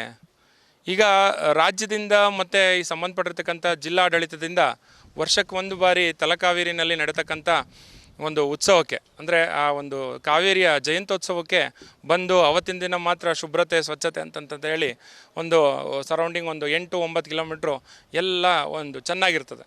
ತದನಂತರ ಏನಾಗ್ತದೆ ಅಂತಂದರೆ, ಇಲ್ಲಿ ಹಲವಾರು ನಾವು ನೋಡಿದ್ದೀವಿ, ನಿರಂತರವಾಗಿ ಒಂದು 7-8 ತಿಂಗಳುಗಳಿಂದ ಈ ವಿಚಾರವನ್ನು ಸಮೀಕ್ಷೆ ಮಾಡಿಕೊಂಡು, ಹೌದು ಇಲ್ಲಿ ಕಾವೇರಿ ನದಿಗೆ ಒಂದು ಅಪವಿತ್ರತೆ ಸೂಚನೆ ಆಗಿದೆ. ಯಾಕೆಂತಂದರೆ ಕೇವಲ ಒಂದು 50-30 ಮೀಟ್ರ್ಗಳಷ್ಟು ದೂರದಲ್ಲಿ ಒಂದು ರೆಸಾರ್ಟ್ಗಳನ್ನು ಮಾಡೋದಾಗಲಿ, ಅಥವಾ ಸಂಬಂಧಪಟ್ಟಿರ್ತಕ್ಕಂಥ ಹೋಟೆಲ್ಲು ಉದ್ದಿಮೆದಾರರಾಗಲಿ, ಅಥವಾ ಸ್ಥಳೀಯ ಯಾವುದೋ ಒಂದು ಅಂಗಡಿ ಮುಂಗಟ್ಟುಗಳಾಗಲಿ, ಈ ಥರದ್ದನ್ನೆಲ್ಲ ಮಾಡಿಕೊಂಡು ಆ ಒಂದು ಅಪವಿತ್ರವಾದಂಥ ನೀರು, ಅಂದರೆ ಶೌಚಾಲಯದ ನೀರಾಗಿರ್ಬೋದು ಅಥವಾ ಕೆಲವೊಂದು ಬಳಸಿರ್ತಕ್ಕಂಥ ನೀರನ್ನಾಗಿರ್ಬೋದು, ಆ ನದಿಗೆ ಪೈಪಿನಗಳ ಮುಖಾಂತರ ಬಿಡ್ತಾ ಇದ್ದಾರೆ. ಇದು ಇವತ್ತಿನ ದಿನ ಏನಪ್ಪ ಅಂತಂದರೆ ಈ ಸಂಬಂಧಪಟ್ಟಿರ್ತಕ್ಕಂಥ ಜಿಲ್ಲಾಧಿಕಾರಿಗಳಿಗೆ ಇವತ್ತಿನ ದಿನ ನಾವು ಮನವಿ ಮಾಡ್ಕೋತಾ ಇದ್ದೀವಿ. ಇದನ್ನು ಅತಿ ಶೀಘ್ರದಲ್ಲಿ ಕೇವಲ 15 ದಿನಗಳ ಗಡುವನ್ನು ಮಾನ್ಯ ಈ ಒಂದು ಸಮಿತಿಯ ಅಧ್ಯಕ್ಷರ ನೇತೃತ್ವದಲ್ಲಿ ನಾವು ಇವತ್ತು ಎಲ್ಲ ಕನ್ನಡ ಪರ ಸಂಘಟನೆಯವರು, ರೈತ ಪರ, ಕಾರ್ಮಿಕರ ಪರವಾಗಿ ಎಲ್ಲರೂ ಸೇರಿ ನೀಡ್ತಾ ಇರ್ತಕ್ಕಂಥದ್ದು ಕೇವಲ ಗಡುವು ಅಷ್ಟೇ. 15 ದಿನ ನಾವು ಅವ್ರನ್ನ ಒಂದು ಮನವಿಯನ್ನು ಮಾಡ್ಕೊತೀವಿ. 15 ದಿನದೊಳಗೆ ಯಾವುದೇ ಒಂದು ಕಠಿಣ ಕ್ರಮ ತೆಗೆದುಕೊಳ್ಳಿಲ್ಲ ಅಂತಂತಂದರೆ ಮುಂದೆ ಉಗ್ರವಾದಂಥ ಹೋರಾಟವನ್ನು ಇದೇ ಕೊಡಗು ಜಿಲ್ಲೆ ಆಗಿರ್ಬೋದು, ನಮ್ಮ ಮೈಸೂರು ಭಾಗ ಆಗಿರ್ಬೋದು, ಮಂಡ್ಯ ಭಾಗ ಆಗಿರ್ಬೋದು, ಸಾಧ್ಯವಾದರೆ ಬೆಂಗಳೂರು ಭಾಗದಲ್ಲೂ ಕೂಡ ನಾವು ಉಗ್ರವಾಗಿ ಪ್ರತಿಭಟನೆಯನ್ನು ಹಮ್ಮಿಕೋತೀವಿ ಅಂತ ಹೇಳಿಕ್ಕೆ ನಾನು ಇಷ್ಟಪಡ್ತೀನಿ. ಕೊಡಗು ಅಭಿವೃದ್ಧಿ ಸಮಿತಿ ಸ್ಥಾಪಕ ಅಧ್ಯಕ್ಷ ಪ್ರಸನ್ನ ಭಟ್ ಮಾತನಾಡಿ, ತಲಕಾವೇರಿಯಿಂದ ಕುಶಾಲನಗರದವರೆಗೆ ಕಾವೇರಿ ನದಿ ಪಾತ್ರದ ಒತ್ತುವರಿ ಮಾಡಿದ್ದಂದ ಜಿಲ್ಲಾಡಳಿತ ಪತ್ತೆ ಹಚ್ಚಿ ತಕ್ಷಣ ಕ್ರಮ ಕೈಗೊಳ್ಳಬೇಕು. ಜೊತೆಗೆ ಕಲುಷಿತ ನೀರನ್ನು ನದಿಗೆ ಹರಿಬಿಡುವುದನ್ನು ತಡೆಯಬೇಕು. 15 ದಿನಗಳ ಒಳಗೆ ಕ್ರಮ ಕೈಗೊಳ್ಳದಿದ್ದಲ್ಲಿ ದೊಡ್ಡ ಮಟ್ಟದಲ್ಲಿ ಹೋರಾಟ ಮಾಡಲಾಗುತ್ತೆ ಅಂತ ಎಚ್ಚರಿಕೆ ನೀಡಿದರು. ಕೊಡಗು ಅಭಿವೃದ್ಧಿ ಸಮಿತಿಯು ಇವತ್ತು ಕಾವೇರಿ ಉಳಿಸಿ ಒಂದು ಅಭಿಯಾನವನ್ನು ಪ್ರಾರಂಭ ಮಾಡಿದ್ದೀವಿ. ಇವತ್ತು ಮೊದಲನೇ ಹೆಜ್ಜೆ ಏನಂದರೆ, ನಾವು ಎಲ್ಲ ರೈತ ಮುಖಂಡರು, ಕರ್ನಾಟಕದಲ್ಲಿರುವಂತಹ ಎಲ್ಲ ಜಿಲ್ಲೆಯ ರೈತ ಮುಖಂಡರನ್ನು ಇಲ್ಲಿ ನಾವು ಕರೆಸಿದ್ದೀವಿ. ಹಾಗೂ ರಕ್ಷಣಾ ವೇದಿಕೆ, ಎಲ್ಲ ಕನ್ನಡ ಪರ ಸಂಘಟನೆಗಳು ಹಾಗೂ ಕೊಡಗು ಅಭಿವೃದ್ಧಿ ಸಮಿತಿಯ ನೇತೃತ್ವದಲ್ಲಿ ಇವತ್ತು ನಾವು ಜಿಲ್ಲಾಧಿಕಾರಿಗಳಿಗೆ ಮನವಿ ಕೊಡ್ತಿದ್ದೀವಿ. ಏನಂತ ಹೇಳಿದ್ರೆ, ಕಾವೇರಿ ಉಳಿಸಿ ಅನ್ನೋ ಒಂದು ದೊಡ್ಡ ಸ್ಲೋಗನಿಂದ ನಾವು ಬರ್ತಾಯಿದ್ದೀವಿ. ಇನ್ನು ಮುಂದೆ ಜಿಲ್ಲಾಧಿಕಾರಿಗಳು 15 ದಿವಸ ಗಡುವಿನೊಳಗಡೆ ಕಾವೇರಿ ಬ್ಯಾಂಕ್ ಅಂದರೆ ತಲಕಾವೇರಿಯಿಂದ ಹಿಡಿದು ಕುಶಾಲನಗರ ತನಕ ಎಲ್ಲಿ ಯಾರು ಒತ್ತುವರಿ ಮಾಡಿದಾರೋ, ಕಾವೇರಿಗೆ ಒಂದು ತ್ಯಾಜ್ಯ ನೀರುಗಳನ್ನ ಬಿಡ್ತಿದ್ದಾರೋ ಅದನ್ನು ಕೂಡಲೇ ತಡೆ ಹಿಡಿಬೇಕು, ತಕ್ಷಣ ಕ್ರಮ ಜರುಗಿಸಬೇಕು. ಆ ಕ್ರಮ ಜರುಗಿಸಿದ್ರೆ 15 ದಿವಸ ನಾವು ಇವ್ರಿಗೆ ಗಡುವು ಕೊಡ್ತಾಯಿದ್ದೀವಿ. ಆ ಗಡುವಿನೊಳಗಡೆ ಇವರು ಅದನ್ನು ಕಾರ್ಯಪ್ರವೃತ್ತರಾಗದೆ ಹೋದರೆ ರಾಜ್ಯ ಮಟ್ಟದ ಎಲ್ಲ ರೈತರ ಸಂಘ, ಕನ್ನಡ ಪರ ಸಂಘ, ಕೊಡಗು ಅಭಿವೃದ್ಧಿ ಸಮಿತಿ ಕೈ ಜೋಡಿಸಿ ಇವರೆಲ್ಲ ಸಂಘ ಸಂಸ್ಥೆಗಳನ್ನ ಸೇರಿಕೊಂಡು ದೊಡ್ಡ ಮಟ್ಟದ ಹೋರಾಟನ ಪ್ರಾರಂಭ ಮಾಡಲಿಕ್ಕೆ ನಾವು ಮುಂದೆ ಕೈ ಹಾಕ್ತೀವಿ. ಅದನ್ನು ನೀವು ಅವಕಾಶ ಮಾಡಿಕೊಡ್ಬೇಡಿ, ನೀವೇ ಅದನ್ನು ಕ್ರಮ ಜರುಗಿಸಿ ತಕ್ಷಣ ಕಾರ್ಯಪ್ರವೃತ್ತರಾಗಬೇಕು ಅಂತ ಜಿಲ್ಲಾಧಿಕಾರಿಗಳಿಗೆ ಹಾಗೂ ನಮ್ಮ 2 MLAಗಳಿಗೂ ಸಹಿತ ನಾವು ಮನವಿ ಮಾಡ್ಕೊಳ್ತಿದ್ದೀವಿ. ಅದೇ ರೀತಿ ಸರ್ಕಾರಕ್ಕೂ ಸಹಿತ ಮನವಿ ಮಾಡ್ಕೊಳ್ತಾ ಇದ್ದೀವಿ. ರಾಜ್ಯ ರೈತ ಸಂಘದ ಪ್ರಧಾನ ಕಾರ್ಯದರ್ಶಿ ಮೊಹಮ್ಮದ್ ಮಾತನಾಡಿ, ಕಾವೇರಿ ನದಿ ಇಂದು ತುಂಬಾ ಕಲ್ಮಶವಾಗಿದೆ, ಕುಡಿಯಲು ಯೋಗ್ಯವಾಗಿಲ್ಲ. ಆದ್ದರಿಂದ ಕಾವೇರಿಯಿಂದ ಉಳಿಸಬೇಕಾಗಿದೆ. ಈ ಬಗ್ಗೆ ಸೂಕ್ತ ಕ್ರಮ ವಹಿಸಬೇಕೆಂದು ಒತ್ತಾಯಿಸಿದರು. ಪ್ರತಿಭಟನೆಯಲ್ಲಿ ಕಾವೇರಿ ನದಿ ಸ್ವಚ್ಛತಾ ಆಂದೋಲನದ ಸಂಚಾಲಕ ಚಂದ್ರಮೋಹನ್, ಕೊಡಗು ಅಭಿವೃದ್ಧಿ ಸಮಿತಿಯ ಪ್ರಮುಖರಾದ ದಾವೂದ್, ಲವಕುಮಾರ್, ಪ್ರಮೋದ್, ಸಂದೀಪ್, ಮೈಕಲ್ ವೇಗಸ್ ಮತ್ತಿತರ ಪ್ರಮುಖರು ಪಾಲ್ಗೊಂಡಿದ್ದರು. ವಿರಾಜಪೇಟೆಯಲ್ಲಿ ಸಮರ್ಪಕವಾಗಿ ರಸ್ತೆ ಕಾಮಗಾರಿ ಆರಂಭವಾಗಿದೆ ಎಂದು ಬ್ಲಾಕ್ ಕಾಂಗ್ರೆಸ್ ಅಧ್ಯಕ್ಷ ರಂಜಿ ಪೂಣಚ್ಚ ತಿಳಿಸಿದ್ದಾರೆ. ಶಾಸಕ ಪೊನ್ನಣ್ಣ ಅವರು ಕೊಟ್ಟ ಮಾತಿನಂತೆ ಮಳೆ ಬಿಟ್ಟ ತಕ್ಷಣ ಮುಖ್ಯ ರಸ್ತೆಯ ಕಾಮಗಾರಿ ನಡೀತಾ ಇದೆ ಎಂದು ತಿಳಿಸಿದರು. ಅದೇ ರೀತಿ ಮೊದಲ ಹಂತವಾಗಿ ಮಾಕುಟ್ಟ ಪೆರಂಬಾಡಿ ರಸ್ತೆ, ಬಿಟ್ಟಂಗಾಲ ಬಾಳುಗೋಡು ರಸ್ತೆಯಲ್ಲಿ ನೂತನ ರಸ್ತೆಯ ಕಾಮಗಾರಿ ನಡೀತಾ ಇದೆ. ಕಾಮಗಾರಿಗೆ ಹಣ ಕೂಡ ಬಿಡುಗಡೆಯಾಗಿದೆ ಎಂದು ತಿಳಿಸಿದರು. ನಂತರ ಕೆಲವೇ ದಿನಗಳಲ್ಲಿ ಅಂದರೆ ಡಿಸೆಂಬರ್ ಕೊನೆಯಲ್ಲಿ ತಾಲೂಕಿನ ಬಹುತೇಕ ಎಲ್ಲ ರಸ್ತೆಗಳ ಕಾಮಗಾರಿ ಮುಗಿಯಲಿದೆ ಎಂದು ರಂಜಿ ಪೂಣಚ್ಚ ತಿಳಿಸಿದರು. ಕಾಮಗಾರಿ ನಡೀತಾ ಇರುವ ಜಾಗಕ್ಕೆ ಭೇಟಿ ನೀಡಿ ರಸ್ತೆಯ ಗುಣಮಟ್ಟವನ್ನು ಪರಿಶೀಲಿಸಿದರು. ನನ್ನ ಹೆಸರು ರಂಜಿ ಪೂಣಚ್ಚ ಅಂತೇಳಿ, ವಿರಾಜಪೇಟೆ ಬ್ಲಾಕ್ ಕಾಂಗ್ರೆಸ್ ಅಧ್ಯಕ್ಷ. ಇವತ್ತು ನಾವು ಬಿಟ್ಟಂಗಾಲ, ಬಾಳುಗೋಡು ಮತ್ತು ಪೆರಂಬಾಡಿಯ ರಸ್ತೆಯಲ್ಲಿ ಇದ್ದೇವೆ. ನಾವು ಇದಕ್ಕೆ ಶಾಸಕರ ವಿಶೇಷ ಅನುದಾನದಲ್ಲಿ 4,30,00,000 ರೂಪಾಯಿ ವೆಚ್ಚದಲ್ಲಿ ಒಂದು ಸುಸಜ್ಜಿತವಾದಂಥ ಒಂದು ರಸ್ತೆ ಕಾಮಗಾರಿ ಪ್ರಾರಂಭವಾಗಿದೆ. ಇದು ಒಂದು ಉತ್ತಮ ಗುಣಮಟ್ಟದ ರಸ್ತೆಯಾಗಿದೆ. ಇದನ್ನು ನಮ್ಮ ಗುತ್ತಿಗೆದಾರರಂಥ ಕೆ ತಿಮ್ಮಯ್ಯನವರು ಗುತ್ತಿಗೆಯನ್ನು ಪಡೆದುಕೊಂಡಿದ್ದಾರೆ. ಇದನ್ನು ಆದಷ್ಟು ಶೀಘ್ರ ಕೆಲಸವನ್ನು ಮುಗಿಸಿಕೊಟ್ಟು ಜನರಿಗೆ ವಾಹನ ಸಂಚಾರಕ್ಕೆ ಅನುವು ಮಾಡಿಕೊಡಬೇಕು ಅಂತ ಅವರಲ್ಲಿ ಕೇಳ್ಕೊಳ್ತೇನೆ. ಹಾಗೆಯೇ ನಮ್ಮ ಶಾಸಕರು ವಿಶೇಷವಾಗಿ PW ರಸ್ತೆಗೆ ಅಂತೇಳಿ ಸುಮಾರು 145 ಕೋಟಿ ಅನುದಾನವನ್ನು ತಂದುಕೊಂಡಿದ್ದಾರೆ. ಈಗ ತಾವು ನೋಡ್ತಾ ಬರ್ಬೋದು, ಈ ರಸ್ತೆಗೆ 4,30,00,000 ರೂಪಾಯಿ, ನಮ್ಮ ಮಾವುಕುಟ ರಸ್ತೆಗೆ ಸುಮಾರು 9,80,00,000 ರೂಪಾಯಿ ಅನುದಾನ ಒದಗಿಸಿದ್ದಾರೆ. ಹಾಗೆಯೇ ಸಿದ್ದಾಪುರ ರಸ್ತೆಗೆ 6 ಕೋಟಿ ರೂಪಾಯಿ, ಮಡಿಕೇರಿ ಕದನೂರು ರಸ್ತೆಗೆ 7,15,00,000 ರೂಪಾಯಿ, ಅದರ ಜೊತೆಗೆ 3,20,00,000 ರೂಪಾಯಿ, 3,20,00,000 ಕೂಡ ಹೆಚ್ಚುವರಿಯಾಗಿ ಹಾಕಿದ್ದಾರೆ. ಹಾಗೆಯೇ ತಿತಿಮತಿ ಗೋಣಿಕೊಪ್ಪಕ್ಕೆ 8,40,00,000 ರೂಪಾಯಿ, ಹಾಗೆಯೇ ಪಾಲಿಪಟ್ಟ ರಸ್ತೆಗೆ 2 ಕೋಟಿ ರೂಪಾಯಿ, ಹಾಗೆಯೇ ಪಾಲಿಪಟ್ಟ ತಿತಿಮತಿ ರಸ್ತೆಗೆ 2,50,00,000 ರೂಪಾಯಿ ಅನುದಾನ, ಹಾಗೆಯೇ ಕೆದಮೂಳು ರಸ್ತೆಗೆ 1,30,00,000 ರೂಪಾಯಿ ಅನುದಾನ, ಹಾಗೆಯೇ ಹಾಲಗುಂದ ರಸ್ತೆಗೆ 2 ಕೋಟಿ ಅನುದಾನ, ಹಾಗೆಯೇ ಚಂಬೆಬಳ್ಳೂರು ಕೊಂಡಗೇರಿಗೆ 1 ಕೋಟಿ, ಅಮ್ಮತ್ತಿ ಮೂರಾಡಿಗೆ ರಸ್ತೆಗೆ 1,30,00,000 ರೂಪಾಯಿ, ಕಡಂಗ ಕೆದಮೂಳು ರಸ್ತೆಗೆ 1 ಕೋಟಿ ರೂಪಾಯಿ ಅನುದಾನ, ಸಿದ್ದಾಪುರ ಪಾಲಿಪಟ್ಟ ರಸ್ತೆಗೆ 2,25,00,000 ರೂಪಾಯಿ ಅನುದಾನ. ಹಾಗೆ ನಮ್ಮ ಇದು ವಿರಾಜಪೇಟೆ ಬ್ಲಾಕಿಗೆ ಸೀಮಿತವಾದಂಥ ಕೆಲಸಗಳು. ಎಲ್ಲ ಕೆಲಸಗಳು ಕಾಮಗಾರಿ ಪ್ರಾರಂಭಗೊಂಡಿದೆ. ಇನ್ನೇನು 1-2 ತಿಂಗಳಲ್ಲಿ ಎಲ್ಲ ಕಾಮಗಾರಿ ಮುಗಿದು ಜನರಿಗೆ ಒಂದು ವಾಹನ ಸಂಚಾರಕ್ಕೆ ಅನುವಾಗಲಿದೆ ಅಂತ ಹೇಳಲಿಕ್ಕೆ ನಾನು ಇಷ್ಟಪಡ್ತೇನೆ. ಸ್ಥಳೀಯ ನಿವಾಸಿ ಪುಚ್ಚಿಮಾಡ ಬಬ್ಬಲು ತಿಮ್ಮಯ್ಯ ಅವರು ಮಾತನಾಡಿ, ನಮ್ಮ ಭಾಗದಲ್ಲಿ ಉತ್ತಮ ರಸ್ತೆಯ ಕಾಮಗಾರಿ ನಡೀತಾ ಇದೆ. ಇಂತಹ ಒಬ್ಬ ಶಾಸಕ ಸಿಕ್ಕಿದ್ದು ನಮ್ಮ ಪುಣ್ಯ ಎಂದರು. ಸರ್, ನಿಮ್ಮ ಹೆಸರು? ಅಪ್ಪಯ್ಯ ಪುಚ್ಚಿಮಾಡ. ಸರ್, ಯಾವ ರೀತಿ ರಸ್ತೆ ಕಾಮಗಾರಿ ನಡೀತಾ ಇದೆ? ರಸ್ತೆ ಕೆಲಸ ನಡೀತಾ ಇದೆ. ಇಷ್ಟು ದಿವಸ ಮಳೆ ಕಾರಣ ಸ್ಲೋ ಆಗಿತ್ತು. ಇವಾಗ ಸ್ವಲ್ಪ ಮಳೆ ನಿಂತಿದೆ, ಕೆಲಸ ಫಾಸ್ಟಾಗಿ ವರ್ಕೌಟ್ ಆಗ್ತಾ ಇದೆ. ಶಾಸಕರು ಏನು ಹೇಳ್ತೀರಾ? ಶಾಸಕರ ಬಗ್ಗೆ ಏನು ಹೇಳಲಿಕ್ಕಿಲ್ಲ, ಯಾಕಂದರೆ ಅವರು ತುಂಬ ಕೆಲಸ ಮಾಡ್ತಾ ಇದ್ದಾರೆ ಕೊಡಗಿಗೆ. ಈ ಥರ ಒಂದು ಶಾಸಕ ಸಿಕ್ಕಿದೆ ನಮ್ಮ ಅಪರೂಪದಲ್ಲಿ, ಒಂದು ಅದೃಷ್ಟ ಅಂತ ಹೇಳ್ಬೋದು. ಒಳ್ಳೆ ಕೆಲಸ ಮಾಡ್ತಾ ಇದ್ದಾರೆ, ದೇವರವರಿಗೆ ಒಳ್ಳೇದು ಮಾಡಲಿ. ಗ್ರಾಮ ಪಂಚಾಯತ್ನ ಮಾಜಿ ಸದಸ್ಯ ಪುಚ್ಚಿಮಂಡ ಸಾಬು ಅವರು ಮಾತನಾಡಿ, ಈ ರಸ್ತೆಯು ಅಂತಾರಾಷ್ಟ್ರೀಯ ವಿಮಾನ ನಿಲ್ದಾಣ ಮತ್ತು ಕೇರಳ ರಾಜ್ಯಕ್ಕೆ ಸಂಪರ್ಕ ಕಲ್ಪಿಸುವ ಮುಖ್ಯ ರಸ್ತೆಯಾಗಿದೆ. ಈ ರಸ್ತೆ ಬಹಳ ವರ್ಷದಿಂದ ಕೇವಲ ತೇಪೆ ಹಾಕುವ ಕೆಲಸವಾಗ್ತಾ ಇತ್ತು. ಆದರೆ ಈ ಬಾರಿ ರಸ್ತೆಯು ಅಗಲೀಕರಣಗೊಂಡು ಅಗಲವಾಗಿದ್ದು ಸುಗಮ ಸಂಚಾರಕ್ಕೆ ಅವಕಾಶ ಮಾಡಿಕೊಟ್ಟ ಶಾಸಕರಿಗೆ ಧನ್ಯವಾದಗಳನ್ನು ತಿಳಿಸಿದರು. ನಮಸ್ತೆ. ತಮ್ಮ ಹೆಸರು ಸರ್? ಪುಚ್ಚಿಮಂಡ ಸಾಬ ಬೆಳ್ಳೆಪ್ಪ ಅಂತ. ತಾವೇನಾಗಿದ್ದೀರಿ ಸರ್? ನಾವು ಮಾಜಿ ಪಂಚಾಯಿತಿ ಅಧ್ಯಕ್ಷರು. ಎಲ್ಲಿದು? ಬಿಟ್ಟಂಗಲ ಗ್ರಾಮ ಪಂಚಾಯಿತಿ ಮಾಜಿ ಅಧ್ಯಕ್ಷರು. ಈಗ ಹೇಗಾಗ್ತದೆ ಸರ್ ಇದು? ಈಗ ಒಳಗೋಡು ಗ್ರಾಮದಲ್ಲಿ ಏನೋ ಇದೊಂದು 5 ವರ್ಷದಿಂದ ಆಗದಂಥ ಕೆಲಸಗಳು ಈಗ ಆಗ್ತಾ ಇದೆ. ಏನೋ ಶಾಸಕರ ನಿಧಿಯಿಂದ ಎಷ್ಟು ಅದು ಸ್ಯಾಂಕ್ಷನ್ ಗೊತ್ತಿಲ್ಲ. ಅದು ಕೆಲಸವನ್ನು ಚೆನ್ನಾಗಿ ಮಾಡ್ತಾ ಇದ್ದಾರೆ, ತೊಂದರೆ ಏನಿಲ್ಲ. ಇನ್ನು ಅದೇ ಆಯಾ ಜನರು ಅದನ್ನು ನೋಡ್ತಿದ್ದಾರೆ, ಪರವಾಗಿಲ್ಲ. ಶಾಸಕರು ಹೇಳಿದಾರಲ್ಲ ನಿಮಗೆ? ಅದರಲ್ಲಿ ಹೇಳಿದ್ದಾರೆ, ನಿಮ್ಮಂಥವ್ರು ಹೇಳುವಾಗಲೇ ಗೊತ್ತಿರೋದು. ಶಾಸಕರು ಹೇಳಿದ್ದಾರೆ, ಅದಕ್ಕೆ ನಾವು ಅವ್ರಿಗೆ ಹೇಳ್ತಾ ಇರೋದು. ಅವ್ರು ಮಾಡ್ತಾ ಇದ್ದಾರೆ, ಕೆಲಸದವ್ರು ಮಾಡ್ತಾ ಇದ್ದಾರೆ, ತೊಂದರೆ ಏನಿಲ್ಲ. ತಾವು ಮುಂದೆ ನಿಂತು ಕಾಮಗಾರಿ ಕಳಪೆ ಆಗದಂಗೆ ನಿರ್ವಹಿಸಬೇಕು ಅಂತ ಮಾಡ್ತಾರೆ. ಅವರೇನು ಇಲಾಖೆ ಮಾಡ್ತಾ ಇಲ್ಲ, ಎಲ್ಲ ಒಳ್ಳೆ ಕೆಲಸನೇ ಮಾಡ್ತಾ ಇದ್ದಾರೆ. ಆದರೂ ಒಂದು ಮಾತು ಈಗ ಹೇಳ್ತಾ ಇರೋದು, ಈ ಥರ ಇಲ್ಲಿ ಮಾಡ್ತಾ ಇದ್ದಾರೆ, ನಾವು ಇಂಥ ಜಾಗದಲ್ಲಿ ಮಾಡ್ತಿರೋದು ಅಂತಾನೆ ಆ ಕಡೆನೂ ಮಾಡ್ತಾ ಇರ್ಬೇಕಂತೇಳಿ ನಮ್ಮ ತಾವನ್ನು ಕೇಳ್ಕೊಳ್ಳೋದು ಅಷ್ಟೇ.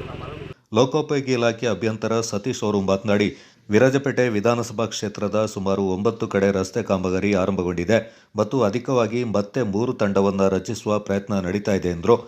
ರಸ್ತೆ ಭಾಗದಲ್ಲಿ ನಮಗೆ ವಿರಾಜಪೇಟೆಯಿಂದ ಬೇತರಿಗೆ ಹೋಗುವಂಥ ಭಾಗದಲ್ಲಿ ನಮಗೆ ಒಟ್ಟು 11 ಕಿಲೋಮೀಟರ್ ರಸ್ತೆ ನಮ್ಮ ಉಪವಿಭಾಗದ ವ್ಯಾಪ್ತಿಗೆ ಬರುತ್ತೆ. ಅದರಲ್ಲಿ 8 ಲಕ್ಷ ನಮಗೆ ಈಗ ಪ್ಯಾಚ್ ವರ್ಕಿಗಿದೆ. ಪ್ಯಾಚ್ ವರ್ಕ್ ಕಾಮಗಾರಿ ನಡೀತಾ ಇದೆ. ಪ್ಯಾಚ್ ವರ್ಕ್ ಅಲ್ಲದೆ ನಮಗೆ ಆ ರಸ್ತೆಗೆ ಕಳೆದ ಜಾನ್ವರಿಯಲ್ಲಿ ನಮ್ಗೆ ಅಪ್ರೂವಲ್ ಆಗಿರುವಂಥದ್ದು ಒಟ್ಟು 10.5 ಕೋಟಿ ರೂಪಾಯಿ ನಮ್ಗೆ ಆಲ್ರೆಡಿ ಅದಕ್ಕೆ ಅನುಮೋದನೆ ಆಗಿದೆ. ಒಟ್ಟು 18 ಆಯ್ತು.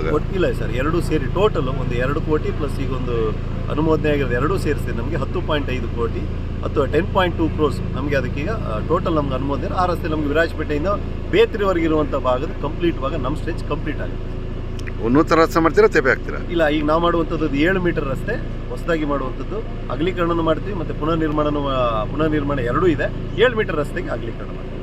ಈ ಸಂದರ್ಭ ವಿರಾಜಪೇಟೆ ಬ್ಲಾಕ್ನ ಉಪಾಧ್ಯಕ್ಷ ಶಬೀರ್, ಕೆಡಿಪಿ ಸದಸ್ಯರಾದ ಕೋಳುಮಂಡ ರಫೀಕ್, ಮತ್ತೋರ್ವ ಸದಸ್ಯ ಮಾಳೇಟಿರ ಪ್ರಶಾಂತ್, ಪುರಸಭೆ ನಾಮನಿರ್ದೇಶಿತ ಸದಸ್ಯ ಶಬರೀಶ್ ಶೆಟ್ಟಿ ಪಾಲ್ಗೊಂಡಿದ್ದರು. ಗೊಂದಿ ಬಸವನಹಳ್ಳಿ ಗ್ರಾಮದ ಹಾಲು ಉತ್ಪಾದಕರ ಸಹಕಾರ ಸಂಘಕ್ಕೆ ನೂತನ ಸಾಲಿನ ಅಧ್ಯಕ್ಷರಾಗಿ ಮಧುಕುಮಾರ್, ಉಪಾಧ್ಯಕ್ಷರಾಗಿ ಸೋಮಣ್ಣ ಅವಿರೋಧವಾಗಿ ಆಯ್ಕೆಗೊಂಡಿದ್ದಾರೆ. ಮುಂದಿನ 5 ವರ್ಷಗಳ ಆಡಳಿತ ಮಂಡಳಿಯ ನಿರ್ದೇಶಕರ ಸ್ಥಾನಕ್ಕೆ ಇತ್ತೀಚೆಗೆ ನಡೆದ ಚುನಾವಣೆಯಲ್ಲಿ ಕೇವಲ 12 ನಾಮಪತ್ರಗಳು ಮಾತ್ರ ಸಲ್ಲಿಕೆಯಾಗಿದ್ದ ಹಿನ್ನೆಲೆ 12 ಸ್ಥಾನಗಳಿಗೆ ಅಭ್ಯರ್ಥಿಗಳು ಅವಿರೋಧವಾಗಿ ಆಯ್ಕೆಗೊಂಡಿದ್ದರು. ಬುಧವಾರ ನಡೆದ ಅಧ್ಯಕ್ಷ ಉಪಾಧ್ಯಕ್ಷರ ಚುನಾವಣೆಯಲ್ಲಿ 3ನೇ ಬಾರಿಗೆ ಅಧ್ಯಕ್ಷರಾಗಿ ಮಧುಕುಮಾರ್, ಪ್ರಥಮ ಬಾರಿಗೆ ಸೋಮಣ್ಣ ಉಪಾಧ್ಯಕ್ಷರಾಗಿ ಆಯ್ಕೆಗೊಂಡರು. ಚುನಾವಣಾಧಿಕಾರಿಯಾಗಿ ಉಪನಿಬಂಧಕರ ಕಚೇರಿಯ ಆಶಾ ಕಾರ್ಯನಿರ್ವಹಿಸಿದರು.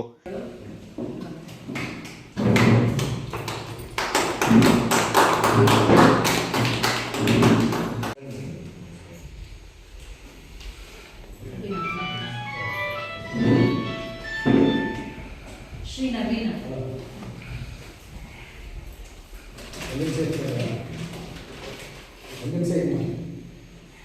ಪ್ರಸನ್ನ ಅವರು ಇಲ್ಲ, ಮತ್ತೆ ಶ್ರೀ ರಾಮೇಗೌಡ,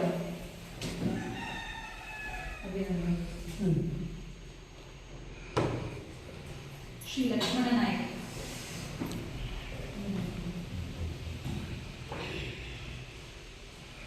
ಶ್ರೀ ಶಿವಕುಮಾರ. ಸಂಘವನ್ನು ನಡೆಸ್ಕೊಂಡು ಹೋಗ್ತೀನಿ ಅಂತ ನಿಮಗೆಲ್ಲ ಭರವಸೆ ಕೊಡ್ತಾ ನನ್ನ ಮಾತು ಮುಗಿಸ್ತೇನೆ.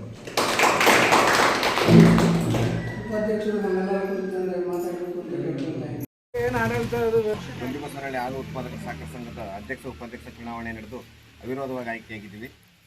ನಮ್ಮ ಸತತವಾಗಿ 3ನೇ ಸರಿ ಆಯ್ಕೆ ಆಯ್ತಾ ಇದ್ವಿ. ಒಂದಿಬಸವನಹಳ್ಳಿ ಹಾಲು ಉತ್ಪಾದಕ ಸಂಘ ಇವತ್ತಿಗೆ 10 ವರ್ಷ ತುಂಬಿದೆ. ಭಾರಿ ಅಭಿವೃದ್ಧಿ ಮಾಡ್ಕೊಂಡು ಬರ್ತಾ ಇದ್ದೀವಿ. ಮುಂದೆನೂ ಇದೇ ರೀತಿ ಅಭಿವೃದ್ಧಿ ಮಾಡ್ಕೊಂಡು ಹೋಗ್ತಾ ಇದ್ದೀವಿ. ಸದಸ್ಯರುಗಳಿಗೆಲ್ಲ ಒಳ್ಳೆ ಲಾಭಾಂಶ ಕೊಟ್ಟು ಅಭಿವೃದ್ಧಿ ಮಾಡ್ಕೊಂಡು ಹೋಗ್ತಾ ಇದ್ದೀವಿ. ಅದೇ ಸಂಘನೂ ಉತ್ತಮವಾಗಿ ಗುಣಮಟ್ಟವಾಗಿ ಬೆಳ್ಕೊಂಡು ಹೋಗ್ತಾ ಇದೆ. ಹಾಗಾಗಿ ನಾವು ಇನ್ನು ಮುಂದಕ್ಕೂ ಅದೇ ರೀತಿ ನಡೆಸ್ಕೊಂಡು ಹೋಗ್ತಾ ಇದು ಮಾಡಿಕೊಂಡು ನಮ್ಮ ತಂಡ ಒಟ್ಟಿಗೆ ಸೇರಿ ನಡೆಸ್ಕೊಂಡು ಹೋಗ್ತೀವಿ ನಾವು. ಈ ಸಂದರ್ಭ ನಿರ್ದೇಶಕರಾದ ಶಿವಕುಮಾರ್, ದಿವಾಕರ, ಕಾಮಾಕ್ಷಿ, ಉಷಾ, ಪ್ರದೀಪ್, ನವೀನ್, ಲಕ್ಷ್ಮಣ ನಾಯಕ, ರಾಮೇಗೌಡ, ತಿಮ್ಮಪ್ಪ, ಡೇರಿ ಹಾಗೂ ಕಾರ್ಯದರ್ಶಿ ಶ್ರೀನಿವಾಸ ಪಾಲ್ಗೊಂಡಿದ್ದರು. ಶ್ರೀ ಕ್ಷೇತ್ರ ಧರ್ಮಸ್ಥಳದ ಧರ್ಮಾಧಿಕಾರಿ ಡಾಕ್ಟರ್ ವೀರೇಂದ್ರ ಹೆಗಡೆ ಅವರ 78ನೇ ಹುಟ್ಟುಹಬ್ಬದ ಪ್ರಯುಕ್ತ ಅವರಿಗೆ ಇನ್ನಷ್ಟು ಜನಪರ ಕಾರ್ಯಕ್ರಮಗಳನ್ನು ಜಾರಿಗೆ ತರಲು, ಶಕ್ತಿ ಮತ್ತು ಆತ್ಮಸ್ಥೈರ್ಯ ತುಂಬಲು ವಿರಾಜಪೇಟೆಯ ಬೇಟೋಳಿ ಗ್ರಾಮದಲ್ಲಿರುವ ಶಕ್ತಿ ವೃದ್ಧಾಶ್ರಮದ ವೃದ್ಧರಿಗೆ ಬೆಳಗಿನ ತಿಂಡಿ, ಟವಲ್ ಮತ್ತು ಹಣ್ಣು ಹಂಪಲು ವಿತರಣೆ ಮಾಡಲಾಯಿತು. ಬಳಿಕ ಧರ್ಮಸ್ಥಳ ಗ್ರಾಮಾಭಿವೃದ್ಧಿ ಯೋಜನೆಯ ಪದಾಧಿಕಾರಿಗಳು, ಅಧಿಕಾರಿಗಳು ವೃದ್ಧರೊಂದಿಗೆ ಕೆಲಕಾಲ ಕಳೆದು ಅವರಿಗೆ ಮನೋರಂಜನೆಯ ಆಟಗಳನ್ನು ಆಡಿಸಿದರಲ್ಲದೆ ಆರೋಗ್ಯ ವೃದ್ಧಿಸುವ ನಿಟ್ಟಿನಲ್ಲಿ ಆಯುರ್ವೇದಿಕ್ ತೈಲವನ್ನು ಹಚ್ಚಲಾಯಿತು. ಅವಶ್ಯಕತೆ ಇರುವವರಿಗೆ ಔಷಧಗಳನ್ನು ನೀಡಲಾಯಿತು. ಬಳಿಕ ಮಧ್ಯಾಹ್ನದ ಊಟದ ವ್ಯವಸ್ಥೆ ಮಾಡಲಾಗಿತ್ತು.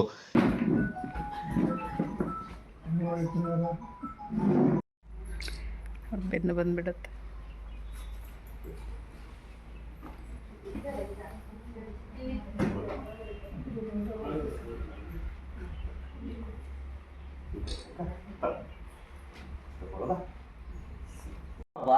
ಆಚರಣೆ ನಾವಿವತ್ತು ನಿಮ್ಮ ಶಕ್ತಿ ವೃದ್ಧಾಶ್ರಮದಲ್ಲಿ ಇವತ್ತು ನಾವು ಮಾಡ್ತಿದ್ದೇವೆ. ಎಲ್ಲ ಒಕ್ಕೂಟದ ಪದಾಧಿಕಾರಿಗಳು, ಒಕ್ಕೂಟದ ಅಧ್ಯಕ್ಷರು, ಅದೇ ರೀತಿ ವಲಯದ ಎಲ್ಲ ಸೇವಾ ಪ್ರತಿನಿಧಿಗಳು ಮತ್ತು ಮೇಲ್ವಿಚಾರಕರು ಮತ್ತು ನಮ್ಮ ಇಲ್ಲಿಯ ಜವಾಬ್ದಾರಿ ತಗೊಂಡಿರುವಂಥ ಶ್ರೀಯುತ ಶಂಕರ್ ಅವರು ಕೇಳ್ಕೊಂಡಾಗ ಭಾಳ ಖುಷಿಯಿಂದ ಒಪ್ಪಿಕೊಂಡ್ರು, ಆಯ್ತು ಇಲ್ಲಿ ಮಾಡುವ ಅಂತೇಳಿ. ಅದಕ್ಕಾಗಿ ಇವತ್ತು ನಾವು ಬೆಳಿಗ್ಗೆ ನಾಷ್ಟದ ವ್ಯವಸ್ಥೆ ಮಾಡಿದ್ದೇವೆ. ಅದೇ ರೀತಿ ಹಣ್ಣು ಹಂಪಲು ಕೊಡುವಂಥದ್ದು ಮತ್ತು ನಿಮಗೊಂದು ಟವೆಲ್ ಕೊಡುವಂಥದ್ದು. ಅದೇ ರೀತಿ ಕೆಲವೊಂದು ಮತ್ತು ನಾವು ಗೇಮ್ಸ್ ಎಲ್ಲ ಆಟ ಆಡಿಸ್ತೇವೆ. ಅಂದರೆ ಇವೆಲ್ಲ ಅಂದರೆ ಇವತ್ತೊಂದು ದಿವಸ ನಿಮ್ಮೊಟ್ಟಿಗೆ ನಿಮ್ಮ ಸ್ವಂತ ಮಕ್ಕಳಾಗಿ ನಿಮ್ಮೊಟ್ಟಿಗೆ ಬೆರಿಬೇಕಂತೇಳಿ ಇವತ್ತು ನಾವೆಲ್ಲರೂ ಇವತ್ತಿಲ್ಲಿ ಬಂದಿದ್ದೇವೆ. ತಾವೆಲ್ಲರೂ ಇದಕ್ಕೆ ನೀವು ಸಹಕಾರ ಕೊಡಬೇಕು. ಅಂದರೆ ನಿಮ್ಮಲ್ಲಿ ಏನೇ ಮುಜುಗರ ಇದ್ದರೂ ಸಹ ಬಿಟ್ಟು ಅದನ್ನು ಇದರಲ್ಲಿ ಸಂಪೂರ್ಣವಾಗಿ ನೀವು ಭಾಗವಹಿಸಬೇಕು. ಅದೇ ರೀತಿ ಮಧ್ಯಾಹ್ನದ ಊಟದ ವ್ಯವಸ್ಥೆ ಸಹ ನಾವು ಇವತ್ತು ಮಾಡಿದ್ದೇವೆ. ಇದು ಏನಂದರೆ ನಿಮ್ಮ ಒಂದು ಸೇವೆ ಇವತ್ತು ಮಾಡಲಿಕ್ಕೆ ನಾವೆಲ್ಲ ಬಂದಿದ್ದೇವೆ. ಅದಕ್ಕಾಗಿ ತಾವೆಲ್ಲರೂ ಸಂಪೂರ್ಣವಾಗಿ ಸಹಕಾರ ಕೊಡಿ ಅಂತ ಹೇಳ್ತಾ ಇವತ್ತು ಈ ಸಂದರ್ಭ ಗ್ರಾಮಾಭಿವೃದ್ಧಿ ಯೋಜನೆಯ ತಾಲೂಕಿನ ಯೋಜನಾಧಿಕಾರಿ ಹರೀಶ್ ಪಿ, ದನೇಶ್ ಶಿವಕುಮಾರ್, ಜ್ಞಾನ ವಿಕಾಸ ಕೇಂದ್ರದ ಸಮನ್ವಯ ಅಧಿಕಾರಿ ಉಷಾರಾಣಿ ಹಾಗೂ ಸೇವಾ ಪ್ರತಿನಿಧಿಗಳು, ಒಕ್ಕೂಟದ ಅಧ್ಯಕ್ಷರು, ಪದಾಧಿಕಾರಿಗಳು ಪಾಲ್ಗೊಂಡಿದ್ದರು.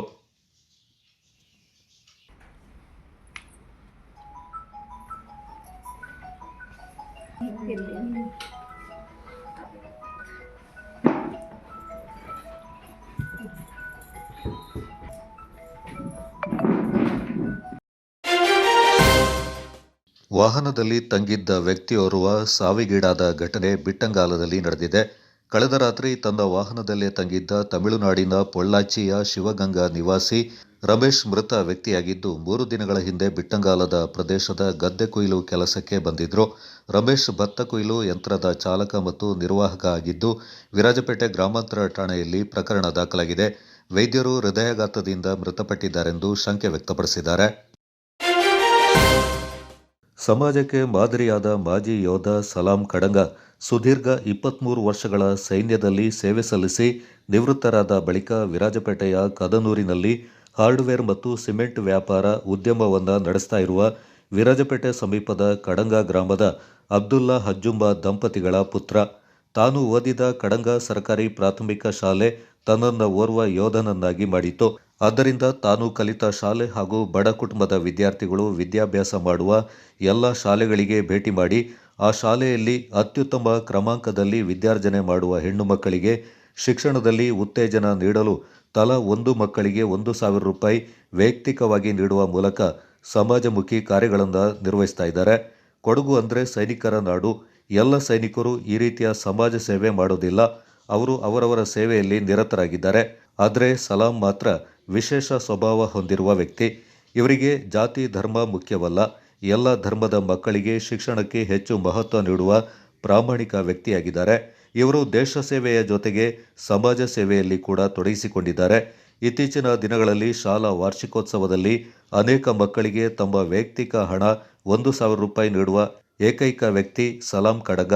ಇಂತಹ ಕಾಲದಲ್ಲಿ ಜಿಲ್ಲೆಯ ಎಲ್ಲ ಜನಾಂಗದ ಮಕ್ಕಳಿಗೆ ಶಿಕ್ಷಣಕ್ಕೆ ಪ್ರೋತ್ಸಾಹ ನೀಡುವ ಮಾಜಿ ಸೈನಿಕ ಸಲಾಂ ಅವರ ಕೊಡುಗೆ ಅಪಾರ. ಆಗಲೇ ಬಿಂದು ಮೇಡಮ್ ಹೇಳಿದ್ರು, ಮಕ್ಕಳಿಗೆ ತುಂಬಾ ಎಕ್ಸೈಟ್ಮೆಂಟ್ ಇರುತ್ತೆ ಮರುದಿನ ಏನು ಅಂತ. ನನಗೆ ಇಲ್ಲಿ ಶಾಲೆ ಕರೆದಾಗ ನನಗೆ ಎಕ್ಸೈಟ್ಮೆಂಟ್ ಇರುತ್ತೆ ನಾಳೆ ಯಾವ ಪ್ರೋಗ್ರಾಮ್ ನೋಡಲಿಕ್ಕೆ ಸಿಗುತ್ತೆ ಅಂತ. ಪ್ರತಿ ಸಲ ಈ ಶಾಲೆಯಲ್ಲಿ ತುಂಬಾ ಚೆನ್ನಾಗಿ ಏನೋ ಒಂದು ಸ್ಪೆಷಲ್ ಆಗಿ ಪ್ರೋಗ್ರಾಮ್ಗಳು ನಡೀತಾರೆ. ಈ ಪ್ರೋಗ್ರಾಮ್ಗಳನ್ನು ನಡೆಸಲಿಕ್ಕೆ ಕಷ್ಟಪಡುವಂತಹ ಎಲ್ಲ ಅಧ್ಯಾಪಕರಿಗೂ ಇಲ್ಲಿ ಆಡಳಿತ ಮಂಡಳಿಯವರಿಗೂ ಹೃತ್ಪೂರ್ವಕವಾದ ಅಭಿನಂದನೆ ಸಲ್ಲಿಸುತ್ತೇನೆ. ವಿಶೇಷ ವರದಿ ರವಿಕುಮಾರ್ ಎಂಕೆ, ವಿರಾಜಪೇಟೆ. ಕಾಫಿ, ಕರಿಮೆಣಸು, ಏಲಕ್ಕಿ ಬೆಳೆಯ ನಾಡು ಅಂತಾನೆ ಕರೆಯಲ್ಪಡುವ ಕೊಡಗಿನಲ್ಲಿ ವಿದೇಶಿ ಹಣ್ಣಾದ ಲೀಚಿ ಹಣ್ಣಿನ ಫಸಲು ಈ ಬಾರಿ ಹೆಚ್ಚಾಗಿ ಗಮನ ಸೆಳೀತಾ ಇದೆ. ಸಾಮಾನ್ಯವಾಗಿ ಲೀಚಿ ಹಣ್ಣಿನ ಹಂಗಾಮು ಮೇ, ಜೂನ್ ತಿಂಗಳನ್ನ ಹೇಳಲಾಗ್ತಾ ಇದೆ. ಆದರೂ ಅಕ್ಟೋಬರ್ನಿಂದ ಡಿಸೆಂಬರ್ ತಿಂಗಳಲ್ಲಿ ಕೊಡಗಿನಲ್ಲಿ ಲೀಚಿ ಹಣ್ಣು ಕಂಡುಬರೋದ್ರಿಂದ ಆಫ್ ಸೀಸನ್ ಲೀಚಿ ಅಂತಲೇ ಕರೆಯಲಾಗುತ್ತೆ. ಲೀಚಿ ಒಂದು ಉಷ್ಣ ವಲಯದ ಹಣ್ಣಾಗಿದ್ದು ಕೆಂಪು ಸಿಪ್ಪೆ ಮತ್ತು ಸಿಹಿ ಹೂವಿನ ಪರಿಮಳದ ಬಿಳಿ ತಿರುಳನ್ನು ಹೊಂದಿರುತ್ತೆ. ಇದು ಉತ್ಕರ್ಷಣ ನಿರೋಧಕ ಗುಣಗಳನ್ನು ಹೊಂದಿರೋ ವಿಟಮಿನ್ ಸಿ ಮತ್ತು ಫೈಬರ್ನಂತಹ ಪೋಷಕಾಂಶಗಳಿಂದ ಸಮೃದ್ಧವಾಗಿದೆ. ವಿದೇಶಿ ಹಣ್ಣುಗಳಾದ rambutan, mangosteen, star apple, velvet apple, water apple, durian, longan ಹಣ್ಣುಗಳು ಕೊಡಗಿನ ವಾತಾವರಣಕ್ಕೆ ಸೂಕ್ತವೆನಿಸಿದೆ. ಕೊಡಗಿನ ಬಿಸಿಲು, ಮಳೆ, ಚಳಿಗಾಳಿಯ ಮಿಶ್ರಿತ ವಾತಾವರಣ, ತಂಪಗಿನ ವಾತಾವರಣ, ಮಣ್ಣಿನ ಜೈವಿಕಾಂಶದ ಸಮೃದ್ಧಿ ಲೀಚಿ ಬೆಳೆಗೆ ವಿಶೇಷವಾಗಿದೆ ಎಂಬುದು ತಜ್ಞರ ಅಭಿಪ್ರಾಯವಾಗಿದೆ.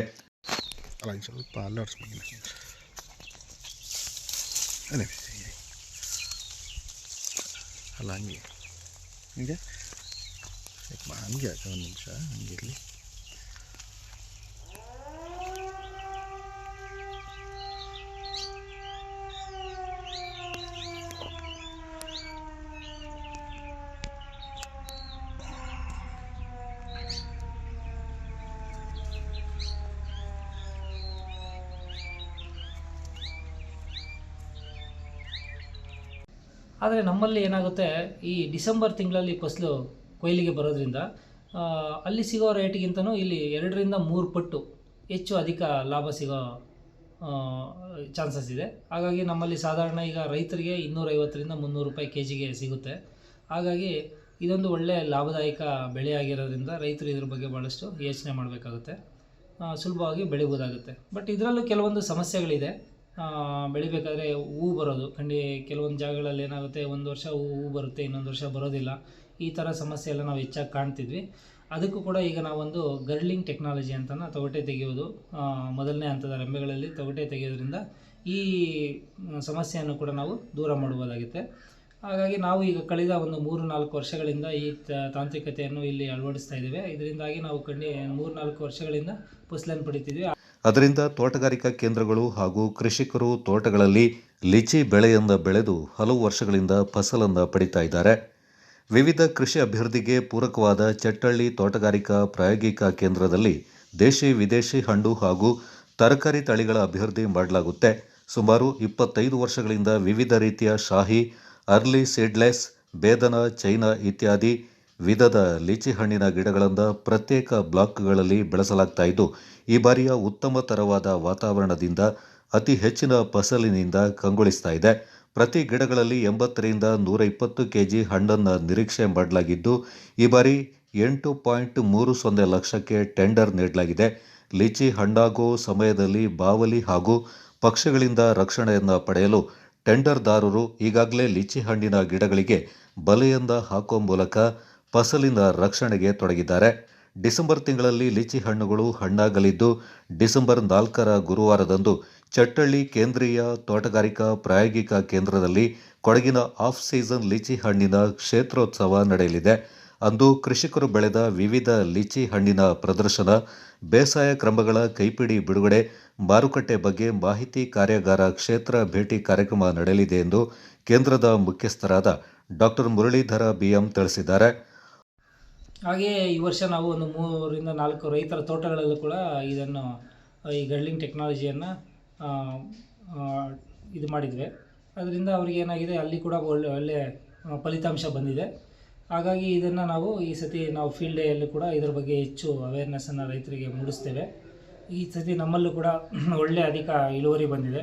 ಪ್ರತಿ ಗಿಡದಲ್ಲೂ ತಾವು ಗಮನಿಸಿದಾಗೆ 80ರಿಂದ 120 kgವರೆಗೂ ಕೂಡ ಒಂದೊಂದು ಗಿಡಗಳಲ್ಲಿ ನಾವು ಫಸಲನ್ನು ಪಡೆಯಲಿಕ್ಕಿದ್ದೇವೆ.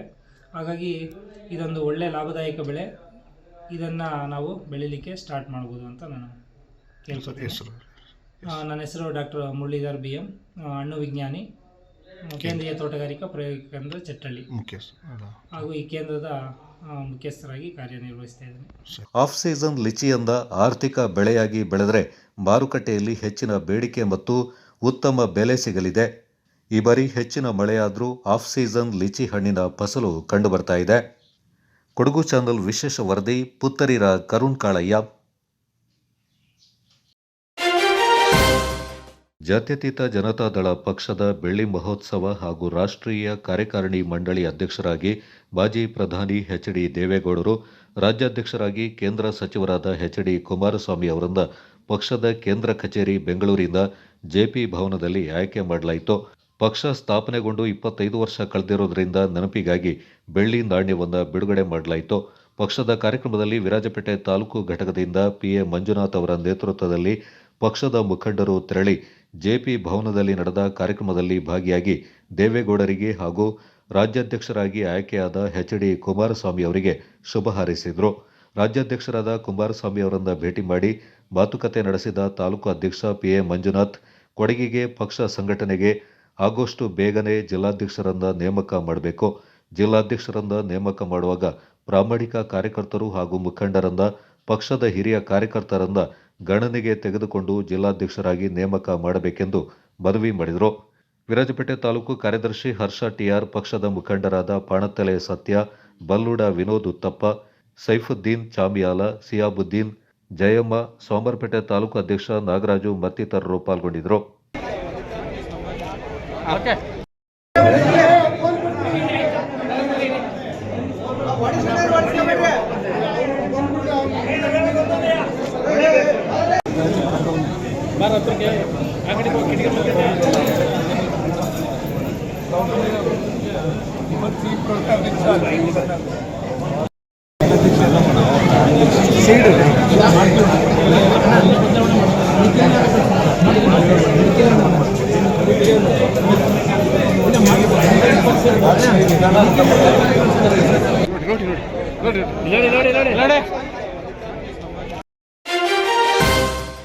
ಸಂವಿಧಾನವನ್ನು ಗೌರವಿಸುವುದು ಮತ್ತು ಅದರಲ್ಲಿ ಉಲ್ಲೇಖಿಸಿರುವ ಬಹುವಿಧದ ಸಂಸ್ಕೃತಿಯನ್ನು ಕಾಪಾಡುವುದು ನಮ್ಮೆಲ್ಲರ ಜವಾಬ್ದಾರಿ ಅಂತ ವಿಘ್ನೇಶ್ವರ ವಿದ್ಯಾಸಂಸ್ಥೆಯ ಉಪನ್ಯಾಸಕ ಜಯಕುಮಾರ್ ಹೇಳಿದ್ದಾರೆ.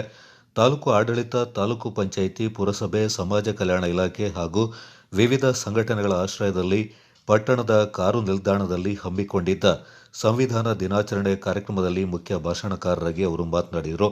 ಇಂದು ಭಾರತೀಯರೆಲ್ಲರೂ ಸಾಮರಸ್ಯದ, ನೆಮ್ಮದಿಯ ಬದುಕನ್ನು ನಡೆಸ್ತಾ ಇದ್ದಾರೆ ಎಂದರೆ ಅದಕ್ಕೆ ಪ್ರಮುಖ ಕಾರಣ ಭಾರತೀಯ ಸಂವಿಧಾನ ರಚನೆಯ ಹಿನ್ನೆಲೆ. ಅದಕ್ಕಾಗಿ ಅಂಬೇಡ್ಕರ್ ಅವರು ಪಟ್ಟ ಶ್ರಮವನ್ನು ಅರ್ಥೈಸಿಕೊಂಡಾಗ ಮಾತ್ರ ಸಂವಿಧಾನದ ಮಹತ್ವ ತಿಳಿಯುತ್ತೆ ಎಂದರು.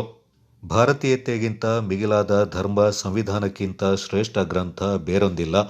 ದೇಶದ ಜನತೆಗೆ ಸಂವಿಧಾನದ ಬಗ್ಗೆ ಅರಿವು ಮೂಡಿಸುವುದು ಹಾಗೂ ದೇಶದ ಪ್ರತಿಯೊಬ್ಬ ಪ್ರಜೆಯೂ ಸಾಂವಿಧಾನಿಕ ಮೌಲ್ಯಗಳ ಬಗ್ಗೆ ತಿಳಿದುಕೊಳ್ಳುವ ಸಲುವಾಗಿ ಈ ದಿನವು ಮಹತ್ವದ್ದಾಗಿದೆ ಎಂದರು. ಸುಖಿನೋಭವಂತು ಬಸವಣ್ಣನವರ ಈ ವಚನಗಳ ಸಾಲು ಇವುಗಳನ್ನು ಆದರ್ಶಪ್ರಾಯವಾಗಿಟ್ಟುಕೊಂಡು ಬಾಬಾ ಸಾಹೇಬ್ ಅಂಬೇಡ್ಕರ್ ಅದನ್ನು ಕಡೆಗಣಿಸಿಲ್ಲ. ಅದನ್ನ ಕಾಯ್ದೆಯ ರೂಪದಲ್ಲಿ ಜನರಿಗೆ ತಲುಪಿಸ್ತಕ್ಕಂಥ ಕೆಲಸವನ್ನ ಸಂವಿಧಾನದ ಮೂಲಕ ಮಾಡಿದ್ದಾರೆ. ನೀವು ಸಂವಿಧಾನದ ರಚನೆಯನ್ನ ನಾವು ಅರ್ಥ ಮಾಡಿಕೊಳ್ಳಿಕ್ಕೆ ಹೊರಟಾಗ ಪ್ರಪಂಚದಲ್ಲಿ ಬಹುಮುಖ್ಯವಾಗಿ 3 ಕ್ರಾಂತಿಗಳು ನಡೆದಿದೆ ಮಕ್ಕಳೇ. ಆ 3 ಕ್ರಾಂತಿಗಳು ಯಾವುದು ಅಂತ ಹೇಳಿದ್ರೆ 1776ರಲ್ಲಿ ನಡೆದಂತ ಅಮೆರಿಕ ಕ್ರಾಂತಿ. ನಿಮಗೆ ಪಾಠವನ್ನ ಸೋಷಿಯಲ್ ಟೀಚರ್ಸ್ ಮಾಡಿರ್ಬೋದು. 1776ರಲ್ಲಿ ನಡೆದಂತ ಅಮೆರಿಕ ಕ್ರಾಂತಿ ಏನಿತ್ತು, ಅದರಲ್ಲಿ ಒಬ್ಬ ಮಹಾನ್ ತತ್ವಜ್ಞಾನಿ ಬರ್ತಾರೆ. ಅವನ ಹೆಸರು ಥಾಮಸ್ ಜೆಫರ್ಸನ್ ಅಂತೇಳಿ. ಆ ಥಾಮಸ್ ಜೆಫರ್ಸನ್ ಆ ಅಮೆರಿಕದ ಜನರಿಗೆ ಕೊಟ್ಟಂತ ಒಂದು ಕರೆ ಏನ್ ಕೊಡ್ತಾರೆ ಅಂದ್ರೆ, ಸೃಷ್ಟಿಯಲ್ಲಿ ಎಲ್ಲ ಮನುಷ್ಯರು ಸಮಾನರು. ಕಾರ್ಯಕ್ರಮ ಉದ್ಘಾಟಿಸಿ ಮಾತನಾಡಿದ ಗ್ಯಾರಂಟಿ ಯೋಜನೆ ಅನುಷ್ಠಾನ ಸಮಿತಿಯ ತಾಲೂಕು ಅಧ್ಯಕ್ಷ VP ಶಶಿಧರ್, ನಮ್ಮ ಸಂವಿಧಾನ ದೇಶದ ಜನರನ್ನ ಸಶಕ್ತಗೊಳಿಸಿದೆ. ಸರ್ವರಿಗೂ ಸಮಾನತೆಯನ್ನು ಒದಗಿಸಿದೆ. ಮೂಲಭೂತ ಹಕ್ಕುಗಳು ಕರ್ತವ್ಯವನ್ನ ನೀಡಿದೆ. ಭಾರತಕ್ಕೆ ಸಂವಿಧಾನವೇ ದೊಡ್ಡ ಬಲ. ನಮ್ಮ ಸಂವಿಧಾನವು ನಮ್ಮೆಲ್ಲರನ್ನ ರಕ್ಷಿಸುವ ಬಹುದೊಡ್ಡ ಕಾನೂನು ಎಂದರು. ಓರ್ವ ಅಂಬೇಡ್ಕರ್ ಅವರು ನಮ್ಮ ನಾಡಿನಲ್ಲಿ ಜನಿಸಲಿಲ್ಲ ಅಂತ ಹೇಳಿದ್ರು. ಬಹುಶಃ ನಾವು ಊಹೆ ಮಾಡ್ಕೊಳ್ಳಿಕ್ಕೆ ಆಗ್ತಿರ್ಲಿಲ್ಲ. ಭಾರತೀಯತೆ ನಮ್ಮನ್ನು ಕಟ್ಟಿ ಬಿಗಿದು ಹಿಡಲಿಕ್ಕೆ ಆಗ್ತಿರ್ಲಿಲ್ಲ. ಅಷ್ಟೊಂದು ಸಾಮಾಜಿಕ ಅಸಮಾನತೆಗಳಿತ್ತು. ಇಡೀ ಸಮಗ್ರ ಜೀವಲೋಕದಲ್ಲಿ, ಭೂಲೋಕದಲ್ಲಿ ಅನುಸರಿಸಲಾಗದಂಥ ಮನುಷ್ಯರ ನಡುವಿನ ಅಸಮಾನತೆಗಳೇನಿತ್ತು, ಭೇದ ಭಾವಗಳೇನಿತ್ತು, ನಾವು ಸಾಕುವ ಪ್ರಾಣಿಗಳಿಗಿಂತ ನಮ್ಮ ಸಹಜೀವಿಗಳನ್ನು ಏನು ನಾವು ಕೀಳಾಗಿ ಕಾಣ್ತಾ ಇದ್ವಿ, ಇಡೀ ಸಮಸ್ತ ಭಾರತೀಯತೆಗೆ ಅದು ಅಪಚಾರ ಮತ್ತು ಅಪಮಾನಕವಾಗಿತ್ತು. ಇವತ್ತು ಕೂಡ ಆ ಭಾರತೀಯತೆಗೆ ನಾವು ಅಂತಾರಾಷ್ಟ್ರೀಯ ಮಟ್ಟದಲ್ಲಿ ಅಸಮಾನತೆಗಾಗಿ ನಾವು ತಲೆ ತಗ್ಗಿಸಲೇಬೇಕಾಗಿದೆ. ಅಧ್ಯಕ್ಷತೆ ವಹಿಸಿದ್ದ ತಹಶೀಲ್ದಾರ್ ಕಿರಣ್ ಜಿ ಗೌರಯ್ಯ ಮಾತನಾಡಿ, ಭಾರತದ ಸಂವಿಧಾನವು ಜಗತ್ತಿನಲ್ಲಿ ಅತ್ಯಂತ ವಿಶಿಷ್ಟ ಸ್ಥಾನವನ್ನು ಪಡ್ಕೊಂಡಿದ್ದು ಹಲವು ದಾಖಲೆಗಳಿಗೆ ಪಾತ್ರವಾಗಿದೆ. ಭಾರತದಂತಹ ನೂರಾರು ಜಾತಿ, 10 ಧರ್ಮ, ವೈವಿಧ್ಯಮಯ ಸಂಸ್ಕೃತಿ ಆಚರಣೆಗಳಿಂದ ಕೂಡಿರುವ ದೇಶಕ್ಕೆ ಸಂವಿಧಾನವನ್ನು ರೂಪಿಸುವುದು ಅತ್ಯಂತ ಸವಾಲಿನ ಕೆಲಸವಾಗಿತ್ತು. ಭಾರತವು ಇಂದು ಜಾಗತಿಕ ಮಟ್ಟದಲ್ಲಿ ಗಮನಾರ್ಹ ಸ್ಥಾನ ಪಡ್ಕೊಂಡಿದ್ರೆ ಅದಕ್ಕೆ ಕಾರಣ ನಮ್ಮ ಸಶಕ್ತವಾದ ಸಂವಿಧಾನ ಎಂದರು. ನಾವು ಸಂವಿಧಾನ ದಿನವನ್ನು ಅರ್ಥಪೂರ್ಣವಾಗಿ ಆಚರಿಸುತ್ತಿದ್ದೇವೆ. ನವೆಂಬರ್ 26ರಂದು ನಮ್ಮ ಸಂವಿಧಾನವು ಅಂಗೀಕರಿಸಲ್ಪಟ್ಟ ದಿನ ಹಾಗೂ ಜನವರಿ 26, 1950ರಂದು ಜಾರಿಗೆ ಬಂದಿರುವುದು ನಮ್ಮೆಲ್ಲರಿಗೂ ತಿಳಿದ ವಿಷಯವಾಗಿದೆ. ಸಂವಿಧಾನ ಶಿಲ್ಪಿ ಬಾಬಾ ಸಾಹೇಬ್ ಅಂಬೇಡ್ಕರ್ ಅವರಿಗೆ ಗೌರವ ಸಲ್ಲಿಸುವುದರ ಜೊತೆಗೆ ಅವರ ಸಾಧನೆ ಬಗ್ಗೆ ತಿಳಿಸಿಕೊಡುವುದು ಈ ದಿನದ ವಿಶೇಷತೆ. ನಮ್ಮ ಸಂವಿಧಾನವು ಡಾಕ್ಟರ್ ಬಾಬಾ ಸಾಹೇಬ್ ಅಂಬೇಡ್ಕರ್ ಅವರ ನೇತೃತ್ವದ ಸಂವಿಧಾನ ರಚನಾ ಸಭೆಯ ಶ್ರಮದ ಫಲವಾಗಿದೆ. ಸಂವಿಧಾನವು ನಮ್ಮ ದೇಶದ ಆಡಳಿತದ ಮೂಲಭೂತ ದಾಖಲೆಯಾಗಿದೆ. ಈ ಸಂದರ್ಭ ಪುರಸಭೆ ಮುಖ್ಯಾಧಿಕಾರಿ ಗಿರೀಶ್, ಪುರಸಭೆ ಮಾಜಿ ಅಧ್ಯಕ್ಷ ಜಯವರ್ಧನ್, ಕನ್ನಡ ಸಾಹಿತ್ಯ ಪರಿಷತ್ನ ತಾಲೂಕು ಅಧ್ಯಕ್ಷ ನಾಗೇಶ್, ದಲಿತ ಸಂಘರ್ಷ ಸಮಿತಿ ತಾಲೂಕು ಅಧ್ಯಕ್ಷ ದಾಮೋದರ್, ಅಂಬೇಡ್ಕರ್ ಜನಪರ ವೇದಿಕೆಯ ಜಿಲ್ಲಾಧ್ಯಕ್ಷ ಜಯಪ್ರಕಾಶ್, ಕರ್ನಾಟಕ ಕಾವಲುಪಡೆ ಜಿಲ್ಲಾಧ್ಯಕ್ಷ ಕೃಷ್ಣ, ಕೃಷಿ ಇಲಾಖೆಯ ಸಹಾಯಕ ನಿರ್ದೇಶಕ ವೀರಣ್ಣ ಮತ್ತಿತರ ಪ್ರಮುಖರು ಪಾಲ್ಗೊಂಡಿದ್ದರು.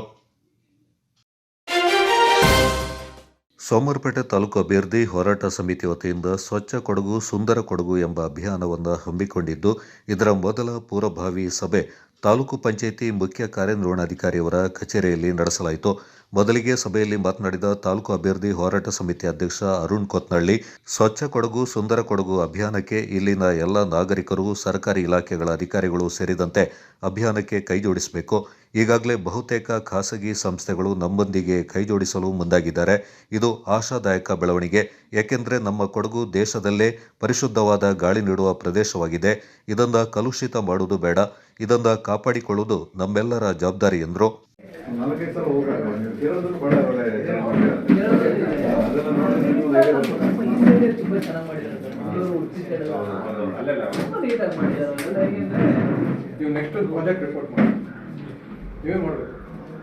ಸರಿ ಸರ್, ನಾನು ರೆಡಿ ಮಾಡಿ ಗ್ರೂಪಲ್ಲಿ ಏನಾಗ್ತೀರಾ, ಈಗ ಆಕ್ಟಿವ್ ಇಲ್ಲ ಅಂದ್ರೆ ನಾವು ಇಲ್ಲೇ ಬರ್ತೀವಿ, ಇಲ್ಲ ಗೇಟಲ್ಲಿ ಕೂತ್ಕೊಳ್ತೀವಿ.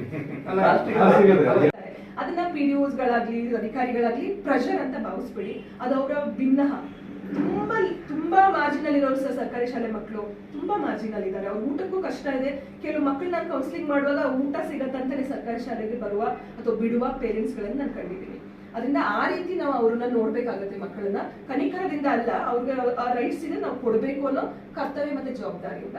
ಅದರಿಂದ ಈ ಸಲ ಮಕ್ಕಳ ಪಂಚಾಯತಿಗಳಲ್ಲಿ ಈ ಒಂದು ಪ್ಯಾಡ್ಗಳ ಡಿಸ್ಟ್ರಿಬ್ಯೂಷನ್ ಅಲ್ಲಿ ನೀವು ಕೂಡ ಇರಿ, ಅದ್ರ ಬಗ್ಗೆ ಅವೇರ್ನೆಸ್ ಮೂಡಿಸೋಣ ಅಂತ ನಾನು ಕೇಳ್ಕೊಳ್ತೀನಿ.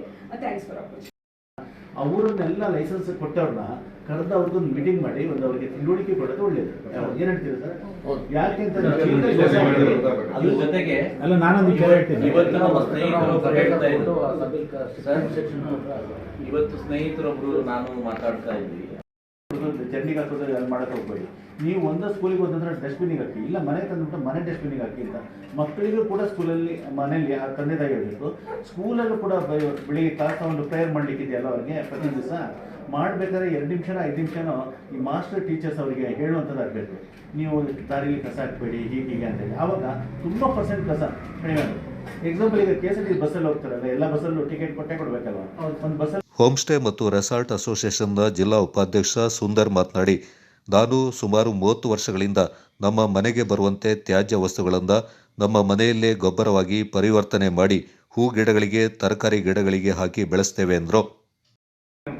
ಪಂಚಾಯತಿ ತಗೊಂಡ್ರೆ ಅಲ್ಲಿ ವೆಹಿಕಲ್ ಓಡಾಡ್ತಿತ್ತು. ಕಳೆದ 2 ವರ್ಷದ ಹಿಂದೆ ಒಂದು ಸ್ವಸಹಾಯ ಸಂಘದವರು ಇದು ಮಾಡಿಕೊಂಡು ಕಸ ಎಲ್ಲ ಕಲೆಕ್ಟ್ ಮಾಡ್ತಿದ್ರು. ನಮ್ಮನೇಲೆ ಡೈಲಿ ಅಂತ ವರ್ಷಕ್ಕೆ ಒಂದು 5 ಚೀಲ ಕಲೆಕ್ಟ್ ಮಾಡಿ ಇಟ್ಟಿರ್ತೀನಿ ಪ್ಲಾಸ್ಟಿಕ್. ಈಗ ಹಂಗೆ ಬಿದ್ದಿದೆ. ಮೊನ್ನೆ ಇವು ನಮ್ಮಲ್ಲಿ ಕಸದ ಇದನ್ನು ಓಪನ್ ಮಾಡಿದ್ರು. ಅಲ್ಲಿ ಹೇಳಿ ಓಪನ್ ಮಾಡಿ ನಾವ ತಂದು ಅಲ್ಲಿ ಕಸ ಹಾಕ್ತೀವಿ ಅಂದ್ರು ಅಂದ್ರೆ ಮೂಟೆಯಲ್ಲಿ ಇರ್ತದೆ. ಅದು ನಮ್ಮ ಪಂಚಾಯತ್ ನಮ್ಮಲ್ಲಿ ಫಂಡೇ ಇಲ್ಲ, ಇದು ಮಾಡೋಕ್ಕಾಗಲ್ಲ, ಏನ್ ಮಾಡೋದು ಅಂತ ಅಸಹಾಯಕ. ನಾನು ಹೆಚ್ಚು ಕಮ್ಮಿ ಒಂದು 100 ಮೀಟರ್ ನಮ್ಮ ಮನೆ ಇದ್ದು ಕಡೆ ಒಂದು ಬಸ್ ಸ್ಟ್ಯಾಂಡ್ ರೋಡು ಪ್ರತಿ ವಾರ ಗುಡಿಸ್ತೀನಿ. 3 ಕುಕ್ಕೆ ಕಸ ಸಿಗ್ತದೆ. ಯಾಕೆಂದ್ರೆ ಬಸ್ ಸ್ಟ್ಯಾಂಡ್ ಇರೋದ್ರಿಂದ ಅದು ಬರೀ ಪ್ಲಾಸ್ಟಿಕ್ ಸಣ್ಣದಲ್ಲ, ಅದನ್ನ ನಮ್ಮನೆಗೆ ಇಟ್ಕೊಳಕಲ್ಲ. ನಾನೇನ್ ಮಾಡ್ತೀನಿ, ಕುಕ್ಕೆ ತಗೊಂಡು ಪಂಚಾಯತಿ ಇಂದ ಹಾಕ್ತೀನಿ ಅಷ್ಟೇ. ಅದು ನಂದೇ ತಪ್ಪ, ಯಾಕಂದ್ರೆ ಅದನ್ನು ಪೊಲ್ಯೂಷನ್ ಮಾಡ್ತಿದ್ದೀನಿ. ಬಟ್ ನನಗೆ ಬೇರೆ ನಿರ್ವಹಣೆ ಇಲ್ಲ, ಯಾಕಂದ್ರೆ ಪ್ರತಿ ವಾರ ಮಾಡೋದ್ರಿಂದ ಪ್ರಾಬ್ಲಮ್. ಹಾಗೆ ಪಂಚಾಯತಿ ಸ್ವಲ್ಪ ಸೋರ್ಸ್ ಏನಾದ್ರು ಮಾಡಬೇಕು. ಸರ್, ಈಗ ನೀವು ಅವೇರ್ನೆಸ್, ಈಗ ಸುಂದರ್ ಸರ್ ಲಾಸ್ಟ್ ಮೀಟಿಂಗ್ ಅಲ್ಲಿ ಮಾತಾಡಿದ್ರು. ಅವ್ರ ಮನೆಯಲ್ಲಿ ಸುಮಾರು ವರ್ಷಗಳು 3 ವರ್ಷ 30 ವರ್ಷಕ್ಕೆ ನಮ್ಮ ಚೌಡು ಪಂಚಾಯತಿಗೆ ಒಂದು ದಿವಸ ಕಸ ಕೊಟ್ಟಿಲ್ಲ. ಈಗ ಕೆಲವರಿಗೆ ಫ್ಲಾಟ್ ಅಲ್ಲಿ ಇರ್ಬೋದು, ಸಂತೆಗೆ ಹೋಗಿ ಇದು 20 ಮೀಟರ್ ಒಳಗಿದಂತ ಪ್ಲಾಸ್ಟಿಕ್ ಅದು ಪಟ್ಟಣ ಪಂಚಾಯತ್ ಸೀಸ್ ಮಾಡಬೇಕು ಸರ್. ಗ್ರಾಮ ಪಂಚಾಯತ್ ನಾವು ಸೀಸ್ ಮಾಡಬೇಕು ಸರ್. ಸೀಸ್ ಮಾಡಕ್ಕೆ ಅವಕಾಶ ಇದೆ ನಮ್ಮಲ್ಲಿ ಸರ್. ವಿಲೇವಾರಿ ಮಾಡೋಕ್ಕಿಂತ ಹೆಚ್ಚಿನದಾಗಿ ಪ್ಲಾಸ್ಟಿಕ್ ನ ಸಮರ್ಪಕ ಭಾಗದಲ್ಲಿ ಸುಡ್ತಾ ಇದ್ದಾರೆ ಅನ್ನೋದೊಂದು ಕಂಪ್ಲೇಂಟ್ ತುಂಬಾ ಇದೆ ಸರ್. ಹೌದು, ಯಾಕೆ ಸುಡ್ತಾ ಇದ್ದಾರೆ ಅಂತಂದ್ರೆ ಆ ಸುಟ್ಟಿದಂತ ಹೊಗೆಗಳು ಸುತ್ತಮುತ್ತ ತುಂಬಾ ಪಾಯ್ಸನಸ್, ಸುಡಂಗೆ ಇಲ್ಲ, ರೂಲ್ಸ್ ಪ್ರಕಾರ ಸುಡಂಗೆ ಇಲ್ಲ. ಅದು ಎಗ್ನೆಸ್ಟ್ ಅದು ಯಾವ ರೀತಿ ಅವಕಾಶ ಕೊಡ್ತೀರಾ ಸರ್? ನಾವು ಅವಕಾಶ ಕೊಡೋದೇ ಇಲ್ಲ. ನಮ್ಮ ಗ್ರಾಮ ಸರ್, ನಾವು ಪಟ್ಟಣ ಪಂಚಾಯತಿ ಮಾತಾಡಲ್ಲ, ಗ್ರಾಮ ಪಂಚಾಯತಿ ಮಾತಾಡ್ಸಿ ಅದ್ರ ಬಗ್ಗೆ ಮಾತಾಡ್ತೀವಿ ಸರ್. ಇರ್ಲಿ, ಆಯ್ತು. ಈ ಕಸ ಯಾವ್ದ್ರಿಂದ ಬರುತ್ತೆ, ಏನಾಗುತ್ತೆ, ಹಸಿ ಕಸ ಕಸ ಎಲ್ಲರಿಗೂ ಅರಿವಿದೆ. ಓಕೆ, ಅದನ್ನ ಆಯ್ತು, ನೀವು ಹೇಗೆ ಕಂಟ್ರೋಲ್ ಮಾಡಕ್ಕೆ ಇದ್ರ ನಂತರ ಆದ್ರೂ ಒಂದು ಇನಿಷಿಯೇಟ್ ತಗೊಳ್ಳಿ. ನಾಪಕ್ಲುವಿನ ಕೊಡವ ಸಮಾಜದಲ್ಲಿ ಲಯನ್ಸ್ ಕ್ಲಬ್ ಮತ್ತು ಲಿಯೋ ಕ್ಲಬ್ ವತಿಯಿಂದ ಏರ್ಪಡಿಸಿದ್ದ ಲಯನ್ಸ್ ಕ್ಲಬ್ನ ಪ್ರಾಂತೀಯ ಅಧ್ಯಕ್ಷೆ ಭೇಟಿ ಸಮಾರಂಭದಲ್ಲಿ ಅಧ್ಯಕ್ಷೆ ಬಿಂದು ಗಣಪತಿ ಮಾತನಾಡಿದರು. ಪ್ರೇರಣೆ ಶಕ್ತಿಯನ್ನು ಮುಂದುವರಿಯಲು ಸಹಾಯ ಮಾಡುತ್ತೆ, ಶಕ್ತಿ ವ್ಯಕ್ತಿಯನ್ನು ಬೆಳೆಸಲು ಸಹಾಯ ಮಾಡುತ್ತೆ. ಸದಾ ಮುಂದುವರಿಯಿರಿ, ಸದಾ ಬೆಳೆಯಿರಿ ಎನ್ನುವುದು ಕ್ಲಬ್ನ ಆಶಯವಾಗಿದೆ ಎಂದರು. ಬೆಳೆಯಲು ಒಂದಾಗೋಣ, ಮುಖ್ಯವಾಗಿ ಒಬ್ಬರನ್ನೊಬ್ಬರು ಬೆಳೆಸೋಣ. ಸಾಧನೆಗೆ ಯಾವುದೇ ಮಿತಿ ಇಲ್ಲ, ವಯಸ್ಸು ಕೂಡ ಇಲ್ಲ. ಸಣ್ಣವರಾಗಲಿ ದೊಡ್ಡವರಾಗಲಿ ನಿಮ್ಮ ಪಾತ್ರವನ್ನು ಸಂಪೂರ್ಣವಾಗಿ ನಿಭಾಯಿಸಿ, ಆಗಲೇ ನಿಜವಾದ ಯಶಸ್ಸು ಸಿಗುತ್ತದೆ. ಪ್ರೇರಣೆ ನಿಮ್ಮನ್ನು ಮುಂದುವರಿಸಲು ಸಹಾಯ ಮಾಡುತ್ತದೆ, ಶಕ್ತಿ ನಿಮ್ಮನ್ನು ಬೆಳೆಯಲು ಸಹಾಯ ಮಾಡುತ್ತದೆ. ಸದಾ ಮುಂದುವರಿಯಿರಿ, ಸದಾ ಬೆಳೆಯಿರಿ ಎಂದು ಹೇಳುತ್ತಾ ನನ್ನ ಮಾತುಗಳನ್ನು ಸಮಾಪ್ತಿ ಮಾಡುತ್ತೇನೆ. ಧನ್ಯವಾದಗಳು. ಲಯನ್ಸ್ ವಲಯಾಧ್ಯಕ್ಷ ಕೋಟೆರ ಡಾಕ್ಟರ್ ಪಂಚಮಿ ತಿಮ್ಮಯ್ಯ, ಲಯನ್ಸ್ ಹಿರಿಯ ಸದಸ್ಯ ಕುಂಡ್ಯಾಳಂಡ ಗಣೇಶ್ ಮುತ್ತಪ್ಪ ತಮ್ಮ ಅನಿಸಿಕೆ ವ್ಯಕ್ತಪಡಿಸಿ ಮಾತನಾಡಿದರು. ನಾಪಕ್ಲು ಲಯನ್ಸ್ ಕ್ಲಬ್ ಅಧ್ಯಕ್ಷ ಮಾದೇಯಂಡ ಬಿ ಕುಟ್ಟಪ್ಪ ಅವರ ಅಧ್ಯಕ್ಷತೆಯಲ್ಲಿ ಕಾರ್ಯಕ್ರಮ ನಡೆಯಿತು. ಕಾರ್ಯಕ್ರಮದಲ್ಲಿ ನಾಪಕ್ಲು ಲಯನ್ಸ್ ಕ್ಲಬ್ನ ಹಿರಿಯ ಸದಸ್ಯರಾದ ಅಪ್ಪಾರಂಡ ಸಮ್ಮಿ ಅಪ್ಪಣ್ಣ, ಕುಂಡ್ಯಾಳಂಡ ಗಣೇಶ್ ಮುತ್ತಪ್ಪ, ಅಪ್ಪಾರಂಡ ಸುಭಾಷ್ ತಿಮ್ಮಯ್ಯ ಅವರನ್ನ ಲಯನ್ಸ್ ಪರವಾಗಿ ಸನ್ಮಾನಿಸಿ ಗೌರವಿಸಲಾಯಿತು. ಸಮಾರಂಭದಲ್ಲಿ ಕಾರ್ಯದರ್ಶಿ ಬನ್ಸಿ ಭೀಮಯ್ಯ, ಖಜಾಂಚಿ ಅಪ್ಪಚೆಟ್ಟೋಳಂಡ ವಸಂತ ಮುತ್ತಪ್ಪ, ಲಿಯೋ ಕ್ಲಬ್ ಅಧ್ಯಕ್ಷೆ ಕನ್ನಿಕಾ, ನೂತನ ಸದಸ್ಯ ಮುನ್ನಿಕೃಷ್ಣ ಮತ್ತಿತರ ಪ್ರಮುಖರು ಪಾಲ್ಗೊಂಡಿದ್ದರು. Kodagu channel news, Duggala Sadananda, Napoklu.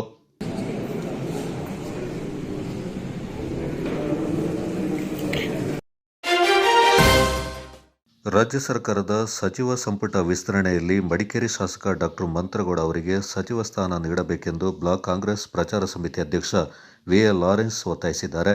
ಸುದ್ದಿಗೋಷ್ಠಿಯಲ್ಲಿ ಮಾತನಾಡಿದವರು, ಕಳೆದ 25 ವರ್ಷಗಳಿಂದ ಕೊಡಗಿನಲ್ಲಿ ಬಿಜೆಪಿ ಶಾಸಕರಿದ್ದರು. ಬಿಜೆಪಿ ಭದ್ರಕೋಟೆಯನ್ನು ಡಾಕ್ಟರ್ ಮಂತ್ರಗೌಡ ಮತ್ತು ಎ.ಎಸ್. ಪೊನ್ನಣ್ಣ ಅವರು ಛಿದ್ರ ಮಾಡಿದ್ದಾರೆ. ಈಗ ಕೊಡಗಿಗೆ 2 ಮಂತ್ರಿ ಸ್ಥಾನಗಳನ್ನು ಕಲ್ಪಿಸುವ ಮೂಲಕ ಮುಖ್ಯಮಂತ್ರಿ ಸಿದ್ದರಾಮಯ್ಯವರು ಬಿಜೆಪಿಗೆ ತಕ್ಕ ಉತ್ತರವನ್ನು ನೀಡಬೇಕೆಂದರು. ಈ ಕಾರ್ಯದಲ್ಲಿ ನಾವು ಎಕ್ಸ್ಟ್ರಾ ಮುಖ್ಯಮಂತ್ರಿ ವಹಿಸಿಕೊಂಡು ಮಾತನಾಡ್ತಕ್ಕಂಥದ್ದು ನಮ್ಮ ಪಂಚ ಗ್ಯಾರಂಟಿಗಳು. ಇವತ್ತು ದೇಶದಲ್ಲಿ ಪಂಚ ಗ್ಯಾರಂಟಿಗಳು ಎಷ್ಟು ಮಟ್ಟದಲ್ಲಿ ಪ್ರಭಾವ ಬೀರಿದೆ ಅಂತ ಹೇಳಿದ್ರೆ, ಈ ಏನು ಕಾಂಗ್ರೆಸ್ ಸರ್ಕಾರ ಈ ಪಂಚ ಗ್ಯಾರಂಟಿಗಳ ಆರಂಭಿಸಿದಾಗ ಇದ್ದಂತಹ ಕಠೋರ ಶಬ್ದಗಳಿಂದ ವಿರೋಧ ಪಕ್ಷದವರು ಎಲ್ಲರೂ ಇದರ ಬಗ್ಗೆ ಮಾತಾಡಿದರು. ಆದರೆ ಇವತ್ತು ಇಡೀ ದೇಶಕ್ಕೆ ಮಾದರಿಯಾಗಿ ಕೆಲವು ಎಲ್ಲ ಎಲೆಕ್ಷನ್ ನಡೀತಕ್ಕಂಥ ಎಲ್ಲ ರಾಜ್ಯಗಳಲ್ಲೂ ಈ ಏನು ಫ್ರೀ ಬಿ ಅಂತ ಹೇಳ್ತಾರೆ ಅದನ್ನು ಜನಗಳ ಅನುಕೂಲಕ್ಕಾಗಿ ಗ್ಯಾರಂಟಿಗಳನ್ನ ಕೊಡ್ತಕ್ಕಂಥ ಒಂದು ಪದ್ಧತಿಯನ್ನು ರೂಢಿಸ್ಕೊಂಡು ಬಂದಿದ್ದಾರೆ. ಇದನ್ನು ನಾವೀಗ ಕಾಣ್ಬೋದು. ಮೊದಲನೇದಾಗಿ ನಮ್ಮ ಶಕ್ತಿ ಯೋಜನೆ ಮಹಿಳೆಯರಿಗಾಗಿ ಬಸ್ ವ್ಯವಸ್ಥೆ ಮಾಡ್ಕೊಟ್ಟಿದ್ದಾರೆ. ಎಷ್ಟೊಂದು ಅನುಕೂಲ ಆಗಿದೆ ಅಂತ ಹೇಳಿದರೆ ಎಲ್ಲೂ ಹೋಗದಿದ್ದವರು ಈ ಬಸ್ ಮೂಲಕ ಪ್ರಯಾಣ ಮಾಡಿಸಿ ಅವರ ಫಲಾಫಲವನ್ನು ಹೆಚ್ಚಿ ಅಲ್ಲಿ ಲೋಕಲ್ ಬಿಸ್ನೆಸ್ ಇದನ್ನೆಲ್ಲ ಹೆಚ್ಚಿಸಲಿಕ್ಕೆ ಕಾರಣಕರ್ತರಾಗಿದ್ದಾರೆ ಮಹಿಳೆಯರು. ಅವ್ರ ಜೊತೆಯಲ್ಲಿ ಅನೇಕ ಜನಗಳು ಹೋಗೋದ್ರಿಂದ ಅಷ್ಟು ಸ್ಪೀಡ್ ಇದ್ದಾರೆ ಅವರು. ಅದಕ್ಕೆ ಉತ್ತರವಾಗಿ ಸುಮಾರು 1740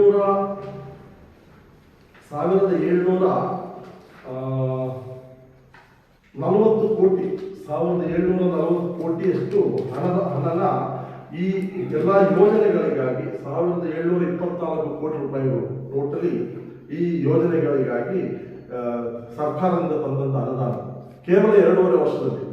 ಇದು ಕರ್ನಾಟಕದಲ್ಲಿ ಯಾವ ಜಿಲ್ಲೆಯಲ್ಲಾಗಲಿಕ್ಕೆ ಅತಿ ಹೆಚ್ಚು ಪ್ರಗತಿಯನ್ನು ಸಾಧಿಸಲಿಕ್ಕೆ ದಾರಿ ಮಾಡಿಕೊಟ್ಟಿದೆ. ಈಗ ನಿಮ್ಮಲ್ಲಿ ಒಂದು ಪ್ರಶ್ನೆ ಇರ್ಬೋದು, ಹೌದು ಇಷ್ಟೆಲ್ಲ ಹಣ ಅಂತ ಹೇಳ್ತೀರಿ, ಎಲ್ಲಿದೆ, ಹೇಗೆ ಇದನ್ನ ನೀವು ತೋರಿಸ್ತಾ ಇದ್ದೀರಿ ಅಂತ ಹೇಳ್ಬಿಟ್ಟು. ಸಾಧಾರಣವಾಗಿ ಏನು ಈ ಪ್ರಗತಿ ಯೋಜನೆಗಳು ಗೊತ್ತಾಗೋದು, ಡೆವಲಪ್ಮೆಂಟ್ ಗೊತ್ತಾಗದೆ ನಮ್ಮ ರಸ್ತೆಗಳು ಮೂಲ ಸೌಕರ್ಯಗಳನ್ನ ನಾವು ಒದಗಿಸೋದ್ರಿಂದ ಅದರಲ್ಲಿ ಹೆಚ್ಚಿನ ಅಂಶ ಜನಗಳು ಬಯಸೋದು ರಸ್ತೆ. ಈ ರಸ್ತೆಯ ಪ್ರಗತಿ ಆದಾಗ ಸೋಲಿಸಿ ಇವರು MLA ಆಗಿದ್ದು ಅಷ್ಟು ಸುಲಭವಾದ ವಿಷಯ ಅಲ್ಲ. ಕಾಂಗ್ರೆಸ್ ಅಲ್ಲಿದ್ದ ಓಟನ್ನ ಅದು ದ್ವಿಗುಣಗೊಳಿಸಿ ಇವರು ಅದನ್ನ ಗೆದ್ದಿದ್ದಾರೆ. ಆ ಒಂದು ಎಬಿಲಿಟಿ ಅವರಿಗೆ ಸಾಕು. ಆ ಎಬಿಲಿಟಿ ಮೇಲೆ ಅಥವಾ ಹಿಂದೆ ಕೊಟ್ಟಿರೋದನ್ನ ನೋಡಿಕೊಂಡು ಇವರು ನಮಗೆ ನಮ್ಮ ಮಂತ್ರಿಗೌಡರಿಗೆ ಮಂತ್ರಿಗಿರಿ ಕೊಡಬೇಕು ಅಂತ ಹೇಳ್ಬಿಟ್ಟು ನಾವೆಲ್ಲ ಒಕ್ಕೋದ್ರಿಂದ ನಾವು ಅಭಿಪ್ರಾಯ ವ್ಯಕ್ತಪಡಿಸ್ತಾ ಇದ್ದೀವಿ. ಹಣ ಬಂದುಬಿಟ್ಟು ಈ 2.5 ವರ್ಷದಲ್ಲಿ 1,11,300 ಕೋಟಿ ಇಷ್ಟು ಹಣವನ್ನ ನೇರವಾಗಿ ನಮ್ಮ ಸಮಾಜದಲ್ಲಿ ತಳಮಟ್ಟದಲ್ಲಿರ್ತಕ್ಕಂಥ ಜನಗಳ ಬೆಳವಣಿಗೆಗೆ ಅಂತ ಹೇಳ್ಬಿಟ್ಟು ಸರ್ಕಾರ ಮಾಡಿಕೊಟ್ಟಿದೆ. ಇದು ಮಾತ್ರ ಇವತ್ತಿನ ಪರಿಸ್ಥಿತಿಯಲ್ಲಿ ರಾಜ್ಯದ ಪ್ರಗತಿಯನ್ನು ಹೆಚ್ಚಿಸಿದೆ ಅಂತ ಹೇಳ್ಬೋದು. ಎಲ್ಲಿ ನೋಡಿದ್ರು ಈ ಗ್ಯಾರಂಟಿಗಳ ಬಗ್ಗೆ ಜನಗಳ ಭಾವನೆ ಅಷ್ಟೊಂದು, ಮಹಿಳೆಯರು, ಕುಟುಂಬ ಇರುವವರು ಎಲ್ಲರೂ ಇದ್ರ ಬಗ್ಗೆ ಶ್ಲಾಘನೆ ಪ್ರಶಸ್ತಿಯನ್ನು ಕಾಣ್ಬೋದು. ಪತ್ರಿಕೆಗಳ ಮೂಲಕ ನಾನು ಮತ್ತೊಮ್ಮೆ ಕೇಳ್ಕೊಳ್ತಾ ಇದ್ದೀನಿ, ಈ ಗ್ಯಾರಂಟಿಗಳ ಬಗ್ಗೆ ನಿಮ್ಮ ತಿಳುವಳಿಕೆಗಳು ಸ್ವಲ್ಪ ಹೆಚ್ಚಾಗಿ ಜನಗಳಿಗೆ ಮನವರಿಕೆ ಆಗಲಿಕ್ಕೆ ನನ್ನ ಅಭಿಲಾಷೆ. ಇದು ನಮ್ಮ ಗ್ಯಾರಂಟಿಗಳ ಬಗ್ಗೆ ನಮ್ಮ ಕೊಟ್ಟಿರೋ ವಿವರಣೆ. ಈ ಮೂಲಕ ನಾವು ಸರ್ಕಾರವನ್ನ ನಾವು ಖಂಡಿತವಾಗಿಯೂ ಪ್ರಚಾರ ಸಮಿತಿ ಉಪಾಧ್ಯಕ್ಷ HSC ನಾಗೇಶ್, ಪ್ರಚಾರ ಸಮಿತಿಯ ಕಾರ್ಯದರ್ಶಿ TK ಅಶೋಕ್, ಸದಸ್ಯ AP ವೀರರಾಜು ಈ ಸಂದರ್ಭ ಪಾಲ್ಗೊಂಡಿದ್ದರು.